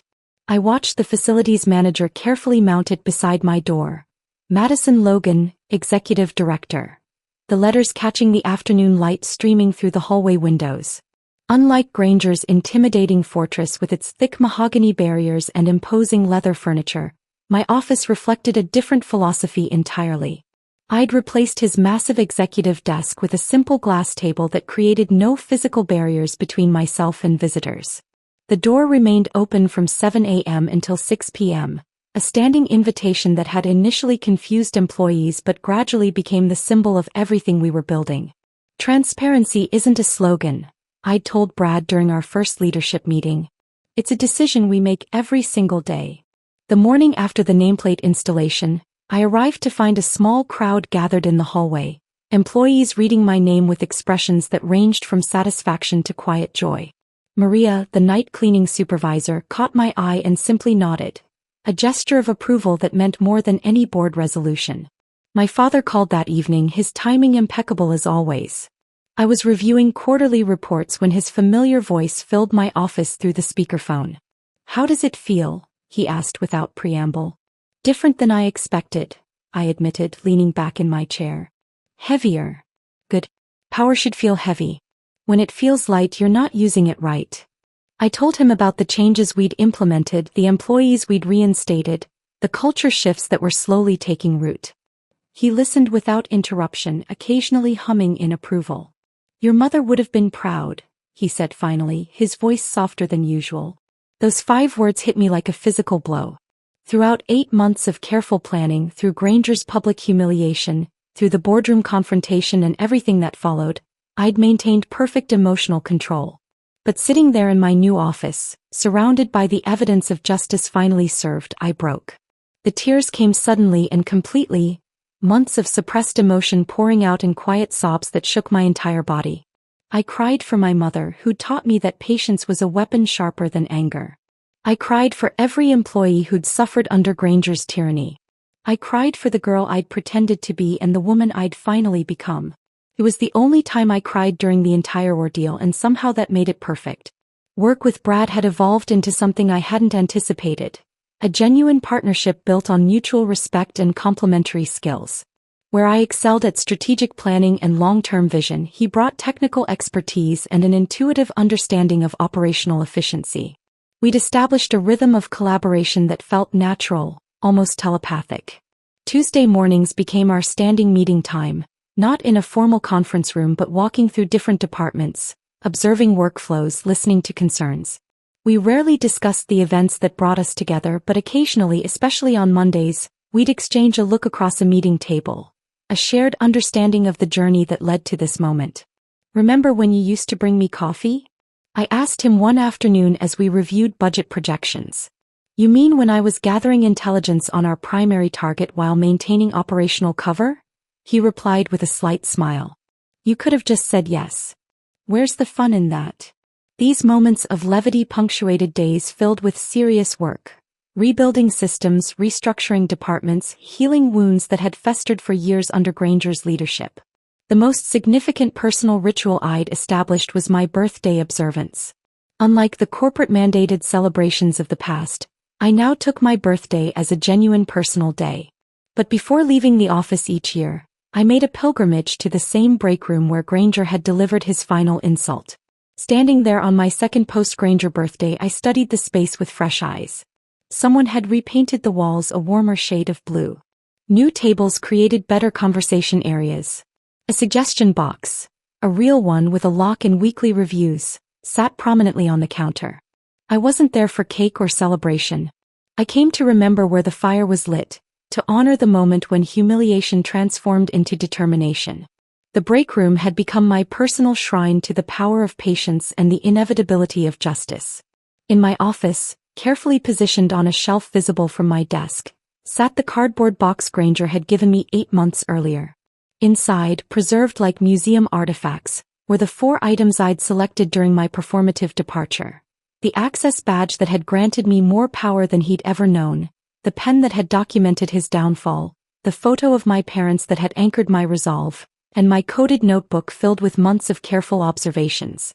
Last week I'd added one final item, a handwritten note on company letterhead that read simply, "Happy birthday, Madison.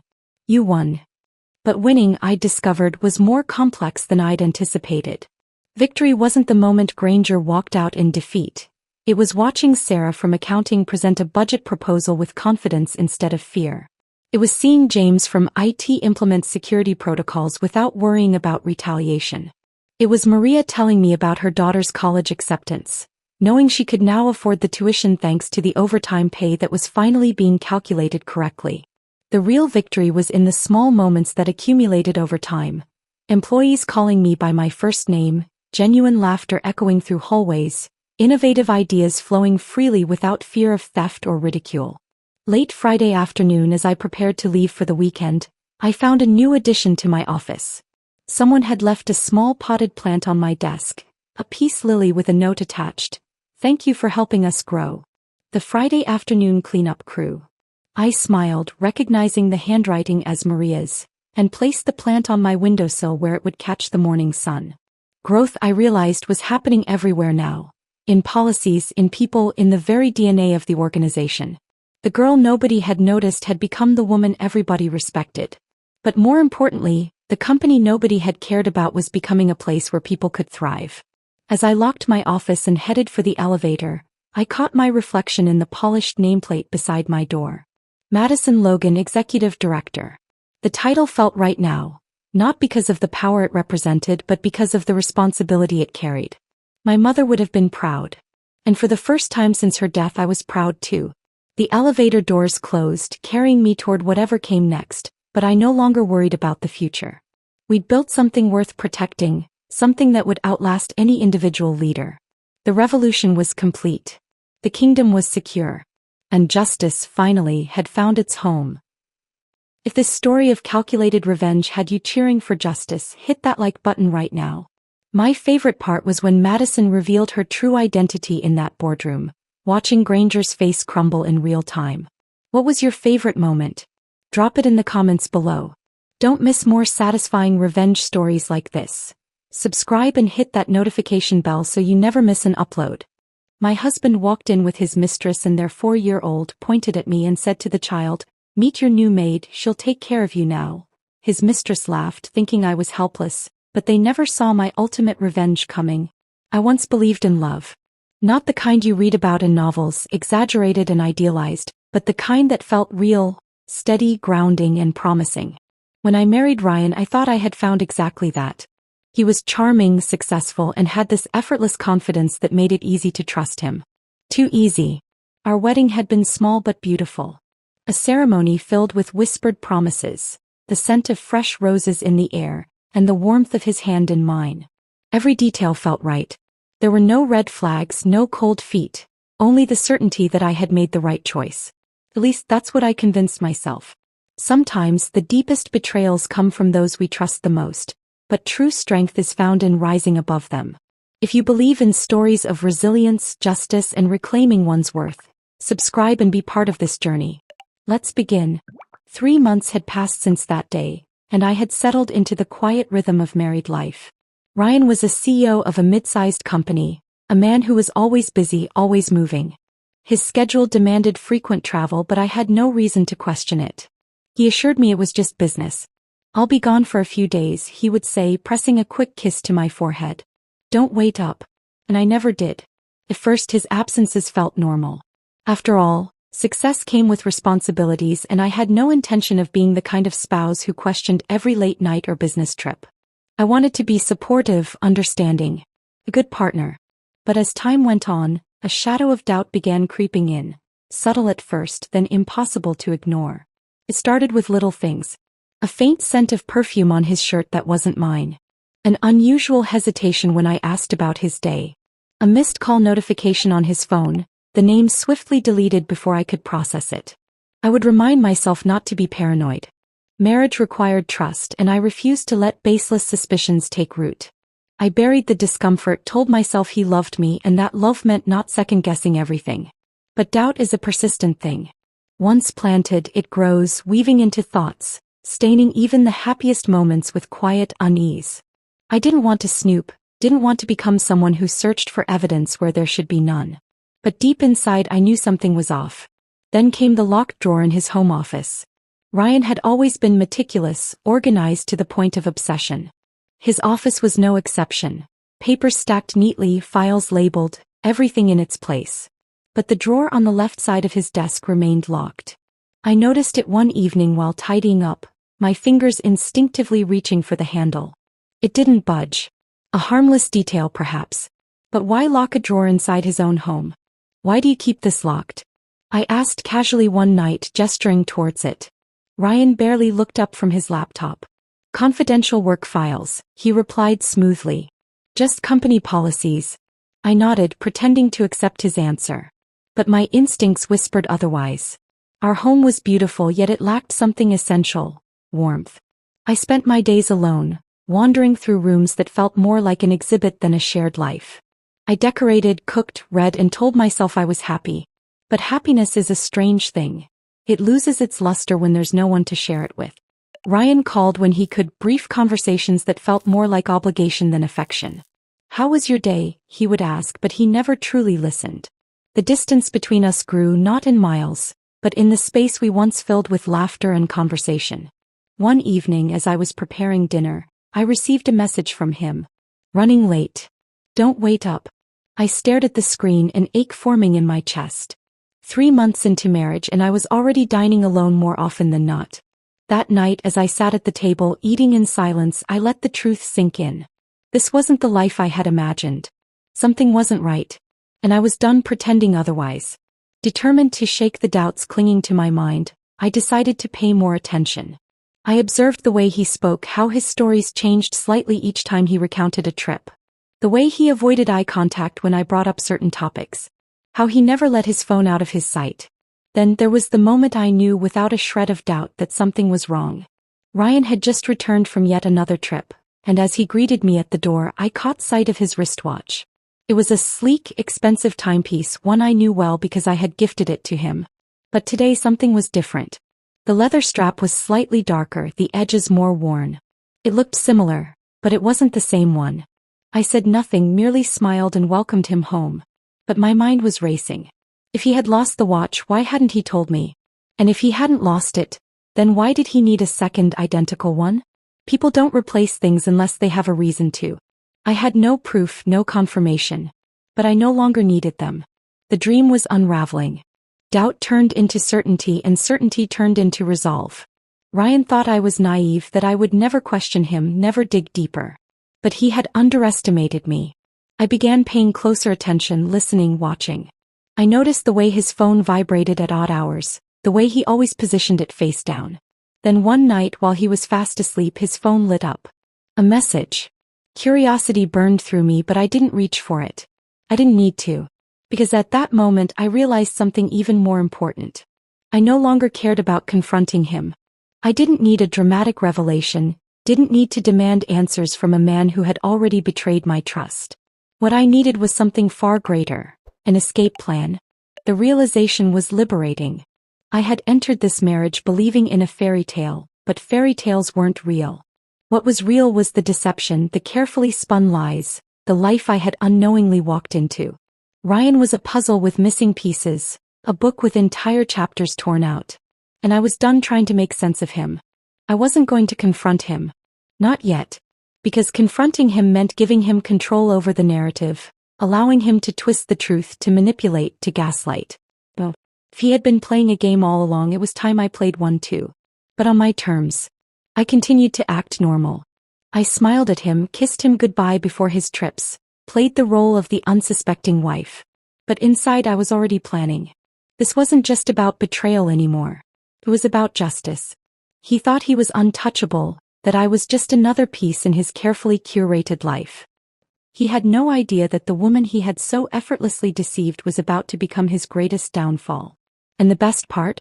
He would never see it coming. This is just the beginning. The foundation has been laid, the pieces are falling into place. Now the real game begins. Ryan's deception had woven itself into every thread of our marriage, a carefully crafted illusion that I had unknowingly stepped into. But now I saw it for what it was, a performance. Every whispered promise, every absent-minded kiss before a trip, every I love you spoken out of habit rather than truth. I had spent months trying to force the pieces together, only to realize the picture they formed had never been what I thought. The clarity was sobering, and with it came something even stronger than betrayal. A purpose. I played my role perfectly, letting him believe I was the same oblivious woman who had once adored him without question. I greeted him with a smile when he returned from his business trips, listened to his half-hearted stories about long meetings and sleepless nights in hotel rooms. I nodded along, letting him think he still held the power. But inside I was waiting. Watching. Gathering every scrap of information that could be used against him.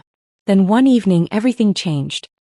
He arrived home later than usual, his shirt slightly wrinkled, his tie loosened in a way that told me he had put it back on hastily. I was standing in the kitchen pouring tea when he leaned against the doorway watching me. His expression was different. More relaxed, almost amused. "We need to talk," he said, his voice holding none of the usual warmth he faked so well. I turned, keeping my expression neutral. "About what?" He exhaled heavily, as if he were about to tell me something exhausting rather than life-altering. "I didn't marry you for love." The words weren't a revelation to me, but hearing them spoken aloud was like having the air knocked from my lungs. Still, I kept my face unreadable, gripping the handle of my cup a little tighter. He stepped forward, crossing the space between us with the kind of arrogance only a man who believed he was untouchable could possess. "You were convenient. So I needed someone who could take care of things for me, and you fit the role." A slight smirk played at the corner of his lips, as if he expected me to crumble, to plead for an explanation. But I remained silent, waiting for him to continue, for the final nail in the coffin of the marriage I had once cherished. He sighed as if burdened by the very conversation he had initiated. "There's something you should know," he said, running a hand through his hair. "I already have a child." The words hung in the air like a thick fog. He watched me, gauging my reaction, but I didn't flinch. If he was expecting shock, devastation, anger, he got none of it. I had already unraveled this truth on my own. What I wanted now was to hear him say it, to give me the ammunition I needed. His lips curled slightly, amused by my silence. "Didn't expect that, did you?" he continued, mistaking my composure for ignorance. Yeah. A son. 4 years old. I set my cup down carefully, the porcelain clicking softly against the counter. And his mother? I asked, my voice steady. His smirk deepened. She's around. But raising a kid? Not her thing. And he exhaled, shaking his head. I didn't want this either. Never planned for it. But things happen. Things happen. He spoke about his own child as if he were discussing an unfortunate inconvenience, something that had simply disrupted his well-orchestrated life. So you married me, I said, forcing the words through the tightness in my throat. He nodded. Because a stepmother is better than a nanny. The casual cruelty in his voice sent a chill through me, but I refused to let it show. I had spent months thinking I was the fool in this relationship, but in that moment I realized something. He was the fool. He believed he was in control, that I was nothing more than an obedient fixture in his life. He thought I would accept this without question, without consequence. But he had no idea who he was dealing with. He watched me expectantly, waiting for the emotional outburst he thought was inevitable. When it didn't come, he tilted his head slightly. No questions? No yelling? He chuckled, shaking his head. You really are something else. I offered a small, almost indifferent shrug. What's the point? You've already made up your mind. He studied me as if trying to determine whether my lack of reaction was genuine or a trick. But I had become an expert in masking my emotions, in playing the part he expected of me. You'll take care of him, he said after a moment. It wasn't a request. It was a statement, an expectation. He needs someone stable. You can do that. It was almost laughable, the way he spoke, as if he were granting me some great responsibility, as if I should be grateful. But I saw it for what it was.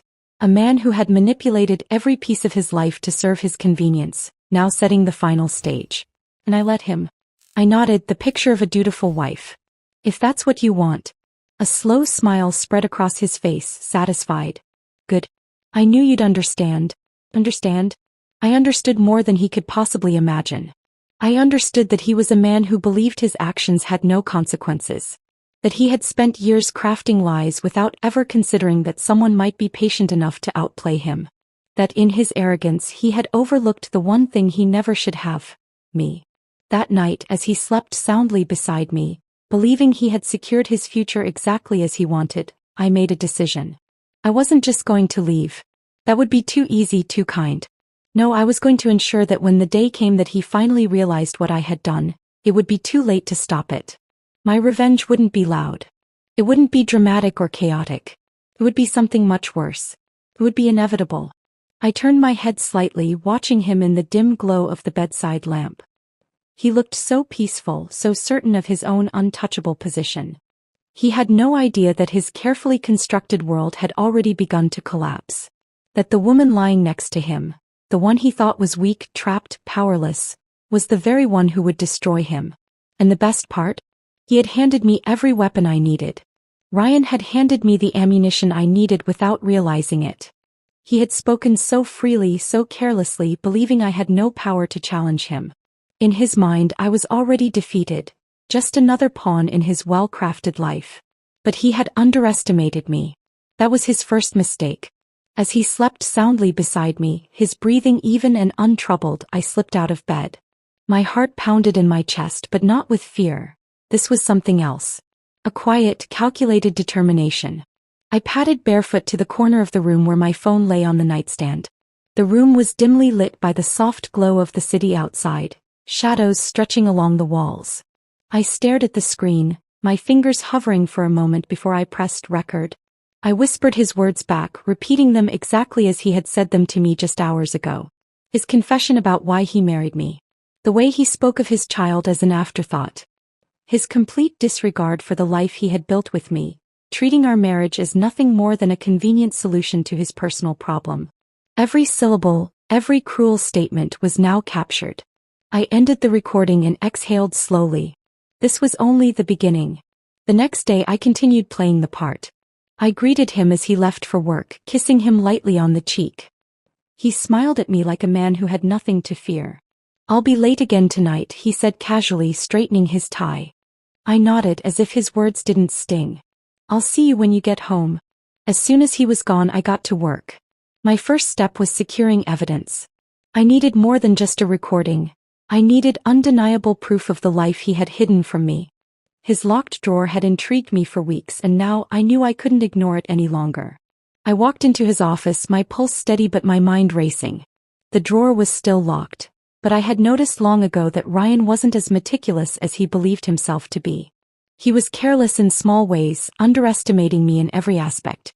I ran my fingers along the edges of his desk, checking the usual spots where people absent-mindedly place things. And there it was, tucked beneath a stack of business papers barely concealed. A small silver key. I held it between my fingers for a moment before kneeling down, sliding it into the lock.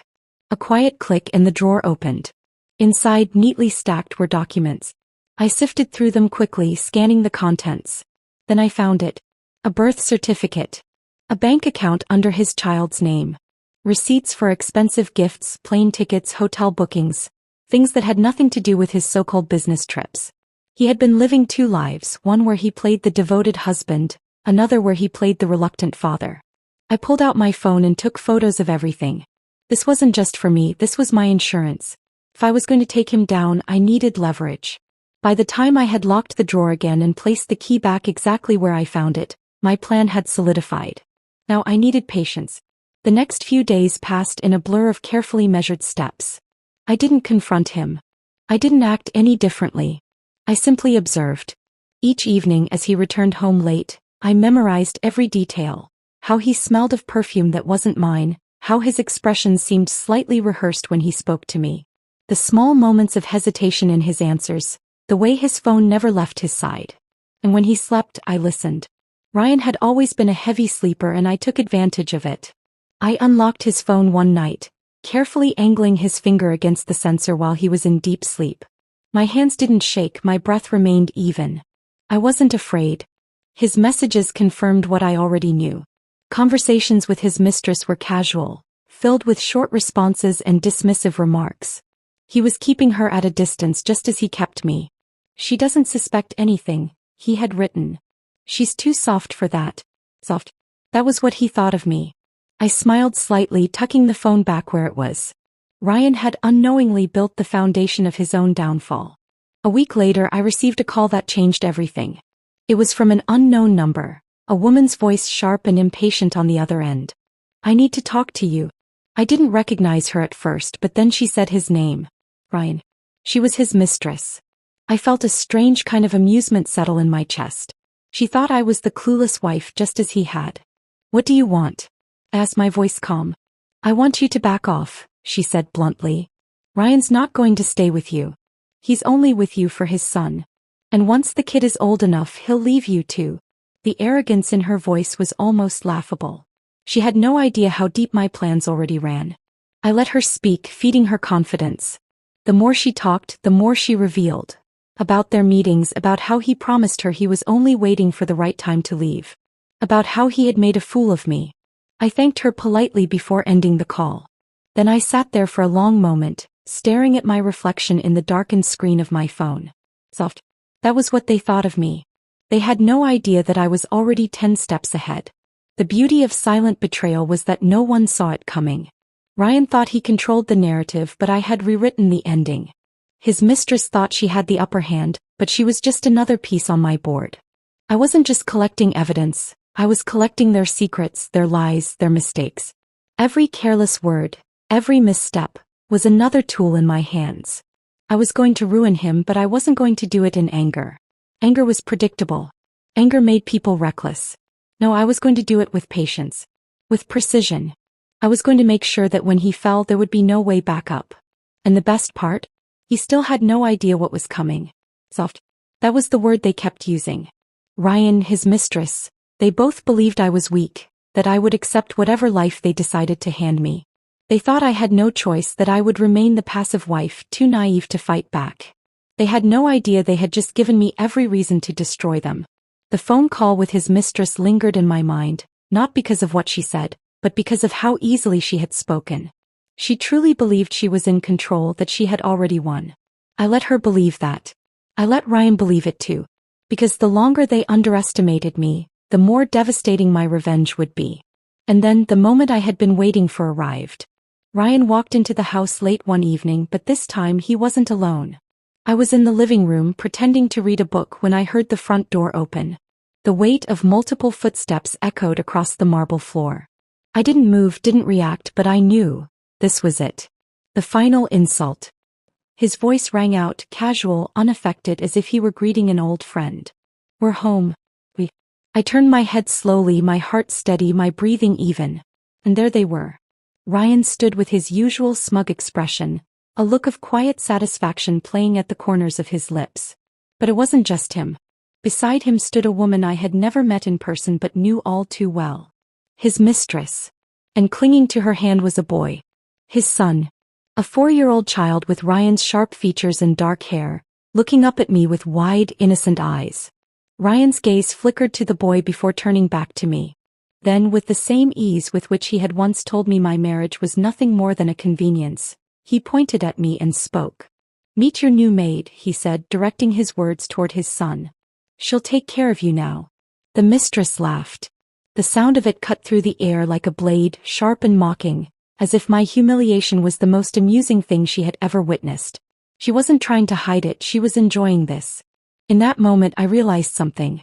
I had spent weeks planning my revenge, gathering proof, preparing myself for the right moment to strike. But this was a gift. They had just handed me the perfect justification for everything I was about to do. I forced myself to react exactly as they expected. I let my eyes widen slightly, let my lips part as if I were struggling for words. I saw the satisfaction in Ryan's face, the delight in hers. They thought they had broken me. But inside I was smiling. Because they had just sealed their fate. Ryan turned to his son, crouching slightly. "She'll be looking after you from now on," he said, ruffling the boy's hair. "She's here to do whatever you need." The child didn't respond. He just stared at me, his small face unreadable. I wondered if he could sense something they couldn't, if he could see past the mask I was wearing. I nodded, schooling my features into something neutral. "Of course," I said softly. "I'll take care of him." Ryan's mistress smirked. "See? She understands her place." Her words barely registered. I was too focused on the moment, on the weight of what had just happened. Ryan wasn't just bringing his child into my home, he was rubbing my face in it, showing me that in his eyes, I wasn't even worth basic respect. He didn't want a wife. He wanted a servant. And that was my breaking point. That night, as they settled in as if this were their home, I sat in my room, my mind sharper than ever. The pieces of my plan had been scattered before, moving too slowly. But now everything was crystal clear. It was time to act. The next morning I played my part perfectly. I made breakfast, set the table, and listened as Ryan and his mistress talked about their plans. About how things were finally falling into place. I moved through the house like I was invisible, just as they wanted me to be. And while they laughed, I prepared. The documents I had taken from Ryan's drawer? Copies had already been made. The recording of his confession? It had been sent to a secure location. His phone? I had already extracted more than enough messages, calls, and financial records to expose him for exactly who he was. But that wasn't enough. Because I didn't just want to ruin him. I wanted him to watch as everything he thought he controlled slipped right through his fingers. I had already started planting seeds with his son. Small, careful conversations, questions asked at the right moments. I didn't tell him anything outright, I didn't have to. Children sense things even when adults think they don't. And this child? He was already beginning to sense the truth. The first time I played Ryan's recorded words near him, it was subtle. I left my phone on the counter, letting the recording play faintly as I stepped away. Ryan's voice filled the air, casual, indifferent. "I didn't want a kid. I never planned for it." The boy froze. His tiny hands clenched into fists. His eyes, so much like Ryan's, darkened. And I knew in that moment that my revenge had truly begun. Ryan had brought this child here to manipulate me, to use me. But what he didn't realize was that he had just given me the one person who could destroy him from the inside. His own son. I turned off the recording before the boy could ask questions. Not yet. It had to be slow. A carefully built storm, one that would crash over Ryan when he least expected it. As days passed, I let small truths slip into conversations. I treated the boy with genuine kindness, never forcing anything, never saying too much. But I saw it. The shift. He started asking questions. Started noticing the way his father spoke to me, the way his mother laughed at me, the way I never spoke back. One night as I tucked him into bed, he looked up at me with those same dark eyes. "Are you happy?" he asked. The question caught me off guard, but I smiled gently. "Why do you ask?" He hesitated. "You don't laugh like they do." I ran my fingers through his hair, my heart twisting. Not for me but for him. He was already beginning to understand the kind of people his parents were. I didn't answer his question. Instead I whispered, "Good night." He stared at me for a moment longer before closing his eyes. I stepped out of the room and met Ryan's gaze in the hallway. He had been watching. "Getting close, huh?" he remarked, his voice laced with amusement. I smiled, but inside I was laughing. Because he had no idea that his perfect little world had already begun to collapse. And the best part? He had been the one to hand me the match. Ryan's smirk lingered in my mind long after he had walked away. He truly believed I was playing along, that I had accepted my fate as the invisible caretaker, the discarded wife who would silently fade into the background. But he was wrong. I wasn't fading. I was watching, waiting, setting the stage for something he would never see coming. That night as I lay in bed, I listened to the faint sound of his laughter with his mistress down the hall. They were celebrating. They thought they had won. I curled my fingers into the fabric of my blanket, letting the quiet fury fuel me. If they wanted to laugh, I would let them. Because soon that laughter would turn into silence. The first step of my plan was simple. Patience. Revenge wasn't about immediate action. It was about control, about making sure every move was so precise, so calculated, that by the time the target realized what was happening, it was already too late. And my first tool? His own son. The boy had already started asking questions, but I knew that wasn't enough. I needed to make him see. Not by telling him outright. I would never speak against his father directly. That would only make him resist. Instead, I guided him toward the truth, letting him discover it piece by piece, so that when the realization finally hit, it would be something he accepted on his own. One evening, as I was helping him with a puzzle in the living room, I let my phone play a quiet recording, just enough for his small ears to catch the words without it seeming intentional. Ryan's voice filled the air, casual, indifferent. I didn't want a kid. I never planned for it. The boy froze. His little fingers, which had been reaching for a puzzle piece, trembled slightly. His wide eyes lifted to me, confused. "Who said that?" I acted quickly, pretending to fumble with my phone as I shut it off. "Oh," I said softly, feigning regret. "That was just an old recording. Forget about it." But he didn't forget. He sat there staring at me, his young mind working through the words he had just heard. I could see the storm brewing in his small features. He didn't cry, didn't say anything right away. But I knew he was thinking about it. And once a child starts questioning, they never stop. The next few days he was quieter. He watched his father differently, his little brows furrowed in thought. I noticed how he hesitated before running to Ryan when he returned home, how he didn't immediately reach for his father's hand like he used to. Ryan was too absorbed in his own world to notice the shift. But I did. One evening as I tucked him into bed, he asked, "Do parents always love their kids?" I stilled, my fingers tightening around the blanket I was pulling over him. It was an innocent question, spoken with the raw vulnerability only a child could have.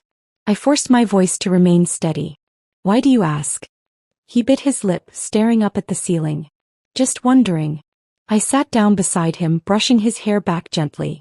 "Parents should love their children," I said carefully. "But sometimes grown-ups don't always do the right thing." His small hands clenched the blanket. "But they should."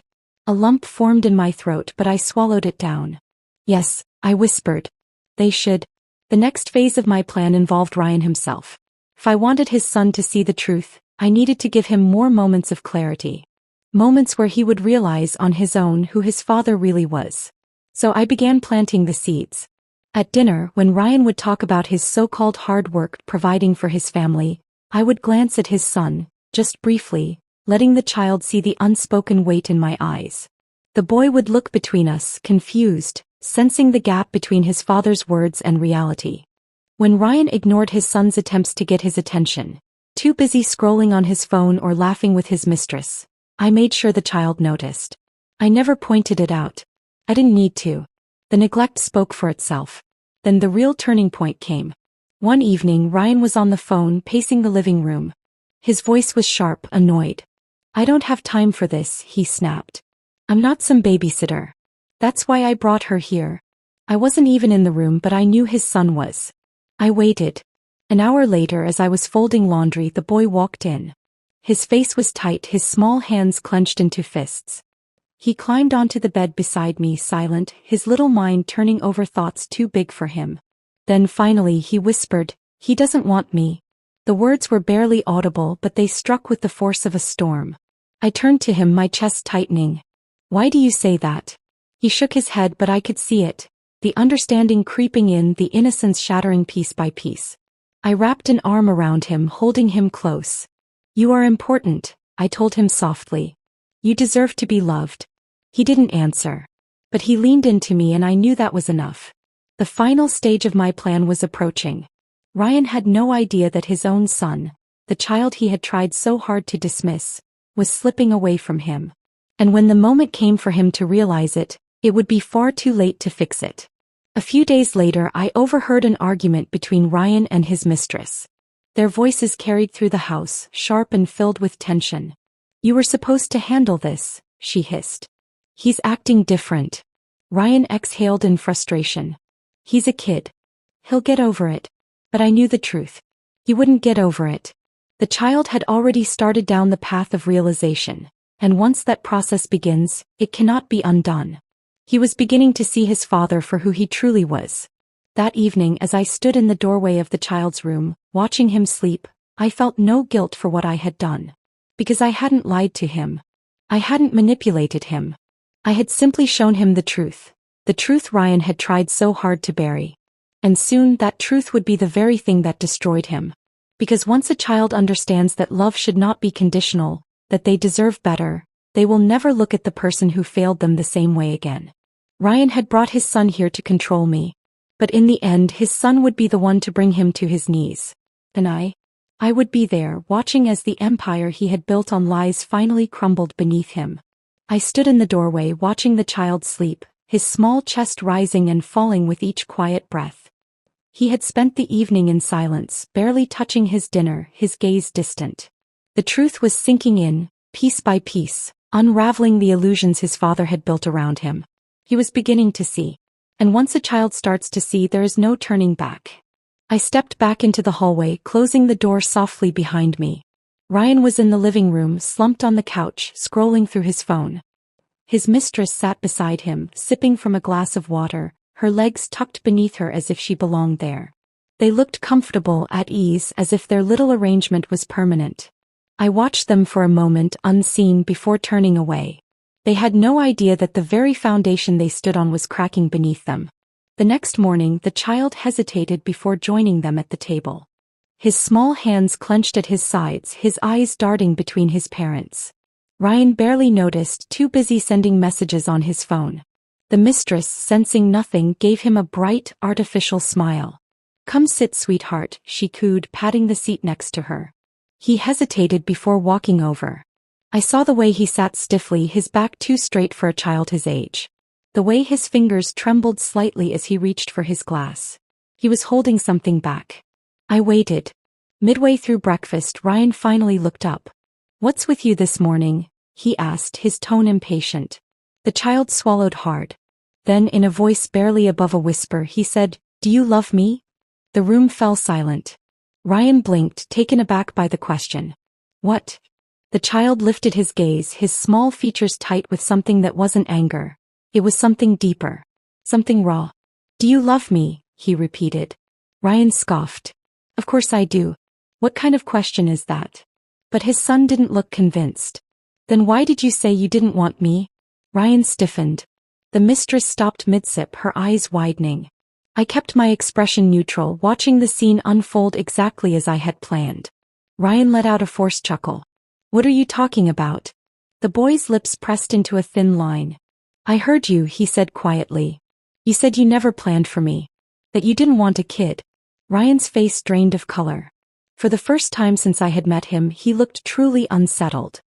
His grip tightened around his fork, his jaw clenching as he turned to me. "What did you say to him?" His voice was sharp, accusing. I met his gaze calmly. Nothing. But the boy spoke before Ryan could push further. You said it on the phone, he continued, his voice trembling. You said you're not a babysitter. That's why you brought her here. The room turned cold. Ryan's mistress set down her glass with a quiet clink. Ryan, she asked hesitantly, glancing at him. He opened his mouth, then closed it again. I could see the wheels turning in his mind, scrambling for a way out. But there wasn't one. The child had heard the truth straight from his father's mouth. Ryan exhaled harshly, running a hand through his hair. Your kid. You don't understand how things work. But his son wasn't backing down. I understand enough. His voice was no longer trembling. It was steady. Certain. Ryan let out a frustrated sigh, pushing his plate away. I don't have time for this, he muttered, standing up. The boy flinched. And that was it. I saw it in his small face. The moment something inside him shifted. A realization so painful it hollowed him out right in front of me. He had always idolized his father. Even in moments of neglect, he had held on to the belief that somewhere, beneath the cold indifference, there was love. But now he knew the truth. Ryan wasn't even willing to fight for him. The boy's hands curled into fists. Then slowly he stood up from his chair. His movements were stiff, controlled, as if he was holding something back. He turned and walked past me, heading straight for his room. Ryan let out an irritated sigh. Great. Now he's sulking. His mistress shifted uncomfortably. Ryan, maybe we should.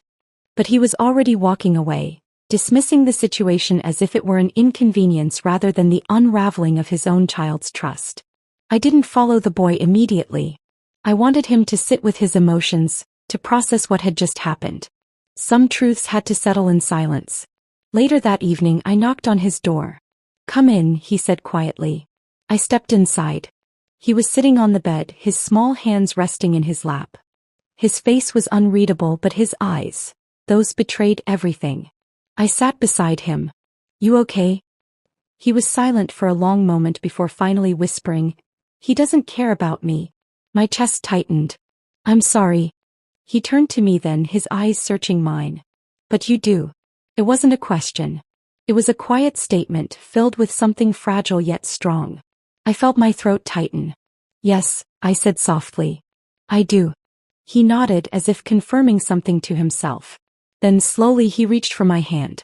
I held it, my fingers wrapping gently around his. It wasn't revenge. Not in the way I had planned. It was something more. Ryan had thought he was using me. That I was nothing more than a tool, a convenience. But in his arrogance he had given me the one thing he could never take back, his son's trust. And now, the child who had once looked at his father with admiration was looking at me instead. I squeezed his hand. You're not alone, I told him. You never will be. And in that moment I knew Ryan had already lost. Because a father who loses his child's love loses everything. And the best part? He had done it all by himself. The boy's hand remained in mine, small and warm yet steady. The trust he placed in me was no longer tentative. It was complete. His father had lost him without even realizing it. But this wasn't just about a child's shattered admiration. This was about something far bigger. Ryan had spent months believing he controlled everything. That he could manipulate the people around him, mold them to his liking, and discard them when they no longer served a purpose. But in his arrogance, he had overlooked the quietest force in the room, the one who had been watching, waiting, planning. Me. And now it was time for everything to fall apart. I gave the boy's hand a gentle squeeze before letting go. Get some rest, I told him softly. Tomorrow is going to be a big day. He nodded, his expression unreadable, but I knew he understood. The next morning Ryan left the house early, just as he always did. The mistress stayed behind, lounging in the living room like a queen who had claimed her throne. She barely acknowledged me as I moved through the house, humming softly to myself. By midday my plan was already in motion. I had spent weeks collecting everything I needed. Bank statements, call logs, incriminating messages. I had kept quiet as I built my arsenal, waiting for the perfect moment to strike. And now that moment had arrived. I sent the first batch of files to his company's board members. Evidence of his shady business dealings, his reckless spending, his unethical decisions. Not enough to completely ruin him. Not yet. Just enough to plant the first seed of doubt. Next, I released the second wave. this time to the people he had fooled into believing he was a family man. Friends, acquaintances, business partners. I sent them carefully selected audio clips, ones that painted him exactly as he was. A man who had married out of convenience, who had viewed his own child as nothing more than a burden. I didn't stop there. I sent the final piece of the puzzle to the one person who would never forgive him, the child's maternal grandparents. Ryan had cut them out of the boy's life long ago, dismissing them as unnecessary. But now, armed with the truth, they wouldn't stay silent. They would fight. And they would win. By the time Ryan returned home that evening, the first cracks had already formed.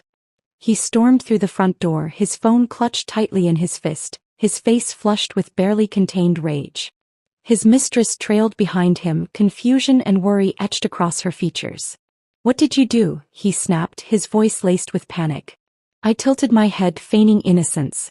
"I'm not sure what you mean." He threw his phone onto the table. "My inbox is flooded. The board is demanding an emergency meeting. People are sending me recordings. My own words. How did this happen?" His mistress frowned. "What recordings?" I met her gaze, my smile never faltering. The ones where he admitted he never wanted his son. The ones where he said I was nothing more than a convenient babysitter. Her eyes widened. "Ryan." Ryan turned on me, his expression darkening. "You set me up." I leaned against the counter, folding my arms. "I didn't set you up. You did this to yourself. You were just too arrogant to notice." His chest rose and fell sharply, his hands clenching into fists at his sides. "You think this is over? You think you've won?" I let out a soft laugh. "Oh, Ryan," I murmured. "This isn't about winning. This is about justice." At that moment, a knock sounded at the door. I straightened, smoothing out my shirt as I moved toward it. Ryan stood frozen, watching, his instincts finally catching up to him. He knew, before I even turned the handle, that this was the final nail in his carefully constructed life. I opened the door. And there they were. The boy's grandparents, their expressions grim but determined. Ryan's mistress took a step back. "What is this?" she whispered. I turned to Ryan, my voice gentle, almost pitying. "You thought you could erase them," I said. "You thought they didn't matter. But they do." Ryan's face twisted, a mix of anger and disbelief. "You have no right." "Actually," the grandmother cut in, her voice steel, "we have every right." "No. We have the evidence to prove it." I stepped aside, allowing them entry. Ryan moved to block them, but the grandfather held up a hand. "I suggest you don't," he warned. "This isn't a request. This is happening." The boy stepped forward from behind me, his eyes locking onto his father's. Ryan's confidence wavered. "Son," he started, his voice uneven, desperate. "You know But the boy didn't wait to hear the rest. He turned his back on his father and walked straight into his grandparents' waiting arms. Ryan inhaled sharply, his hands shaking at his sides. "You can't do this." His mistress grabbed his arm. "Ryan, what is happening?" I smiled, slow and victorious. "Your reign is over." The grandmother wrapped an arm protectively around the child. "We'll be taking legal action," she informed Ryan coldly. "And with everything we have? You won't win." Ryan turned to me, his eyes burning with fury. "You did this." I met his gaze head-on. "Yes, I did." For the first time, true panic flickered across his face. He had always thought he was untouchable, that no one could outmaneuver him.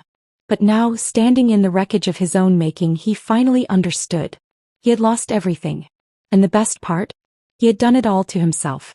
I turned to the boy, offering him a reassuring smile. He returned it, small but certain. Then, hand in hand with his grandparents, he walked out the door, leaving his father behind. Ryan staggered back, pressing a hand against the table as if steadying himself. "You'll regret this," he hissed. I shook my head, calm and unwavering. "No, Ryan. The only one with regrets here is you." And with that, I walked away, leaving him to watch as his carefully constructed life crumbled to dust. I didn't look back. As I walked away, leaving Ryan standing there in stunned silence, the weight that had once suffocated me lifted. The house that had felt like a prison was nothing more than walls and furniture now, a place that no longer held me captive. Outside, the air was crisp, a silent promise of a new beginning. The boy, now safely in his grandparents' embrace, turned to look at me. There was no confusion in his eyes anymore, No desperate hope that his father would change. Only understanding. He didn't say a word. He didn't have to. I gave him a small nod, one that said everything he needed to hear. You're free now. Then they left, disappearing into the evening, their presence lingering only in the relief that settled deep in my chest. Back inside, the reality of what had just happened finally seemed to crash over Ryan. His mistress was speaking in hushed, urgent tones, her panic growing by the second, but he barely registered her. His hands were gripping the table so tightly his knuckles turned white. His voice when he finally spoke was hoarse. You think this is over? I turned, meeting his gaze with calm finality. It is over. His jaw tightened. I can fix this. I tilted my head, amusement flickering through me. Fix what, Ryan? Your child is gone. His grandparents have more than enough evidence to keep him out of your reach forever. Your business? That board meeting you're being called into? It's not just a slap on the wrist. You're about to lose everything. His mistress inhaled sharply. What? Ryan didn't answer her. His focus was on me now, his mind racing, calculating, trying to find a way out. He had always believed he was untouchable, that no matter what happened he could twist the situation in his favor. But now, there was no version of this where he came out on top. And he knew it. I walked toward him, slow and deliberate. You spent months thinking you had me trapped, I said, my voice even. You lied to me. You humiliated me. You thought I was nothing more than a convenience, a placeholder in the life you actually wanted. His throat bobbed as he swallowed hard. I smiled. And yet here we are. A shaky breath escaped him. I warned you once, I cut him off smoothly. That love and loyalty are choices. You made yours. His mistress took a step back, as if finally realizing that the man she had hitched herself to wasn't quite as powerful as she once believed. I glanced at her briefly. I'd suggest you get out while you still can. She didn't argue. She grabbed her purse from the couch, her hands trembling slightly. Ryan, He turned on her, his patience snapping. Not now. She hesitated for a second too long before shaking her head, as if seeing him clearly for the first time. Then without another word she walked past me and out the door. Ryan let out a ragged exhale, dragging a hand down his face. For the first time he looked tired. Defeated. I studied him, the man who had once held every advantage over me now standing in the ruins of his own making. A bitter part of me thought I should feel something. Vindication, triumph, even satisfaction. But all I felt was peace. It wasn't just about revenge anymore. It was about freedom. I turned and picked up my bag, the last thing I owned in this house. Ryan's head snapped up. Where are you going? I let out a soft chuckle. Oh, Ryan, I murmured. You don't get to ask me that anymore. I didn't wait for his response. I didn't need it. I walked to the door, stepping through without hesitation. The night air wrapped around me, carrying with it the final remnants of the past. And then I was gone. In the weeks that followed, everything unfolded exactly as I had planned. Ryan's company crumbled under the weight of its own corruption. The board didn't waste time. The moment the evidence surfaced, they pulled their support, cutting him off from everything he had built. His name became synonymous with failure, his reputation a shadow of what it once was. His mistress never returned. Whether out of self-preservation or the realization that Ryan was no longer worth it, she disappeared from his life just as quickly as she had entered it. The child, now safe, had begun to heal. His grandparents were giving him the love he had always deserved, helping him rebuild the trust that had been broken. I still checked in from time to time, ensuring he knew he wasn't alone. As for me, I had no regrets. My life was no longer defined by the choices Ryan had made. I was no longer the woman waiting in the shadows, wondering if I was enough. I was no longer bound by the limitations he had set. I was free. One evening, I stood on the balcony of my new apartment, the city lights stretching endlessly before me. A different life, a different beginning. My phone buzzed beside me. A message. Unknown number. You took everything from me. I stared at the words, a slow smile forming. He still didn't get it. I didn't take anything from him. He had destroyed himself. I typed out a single reply before blocking the number. No, Ryan. I just let you feel the consequences of your own choices. I set my phone down, exhaling as I leaned against the railing. The past was behind me. And the future? It was entirely mine.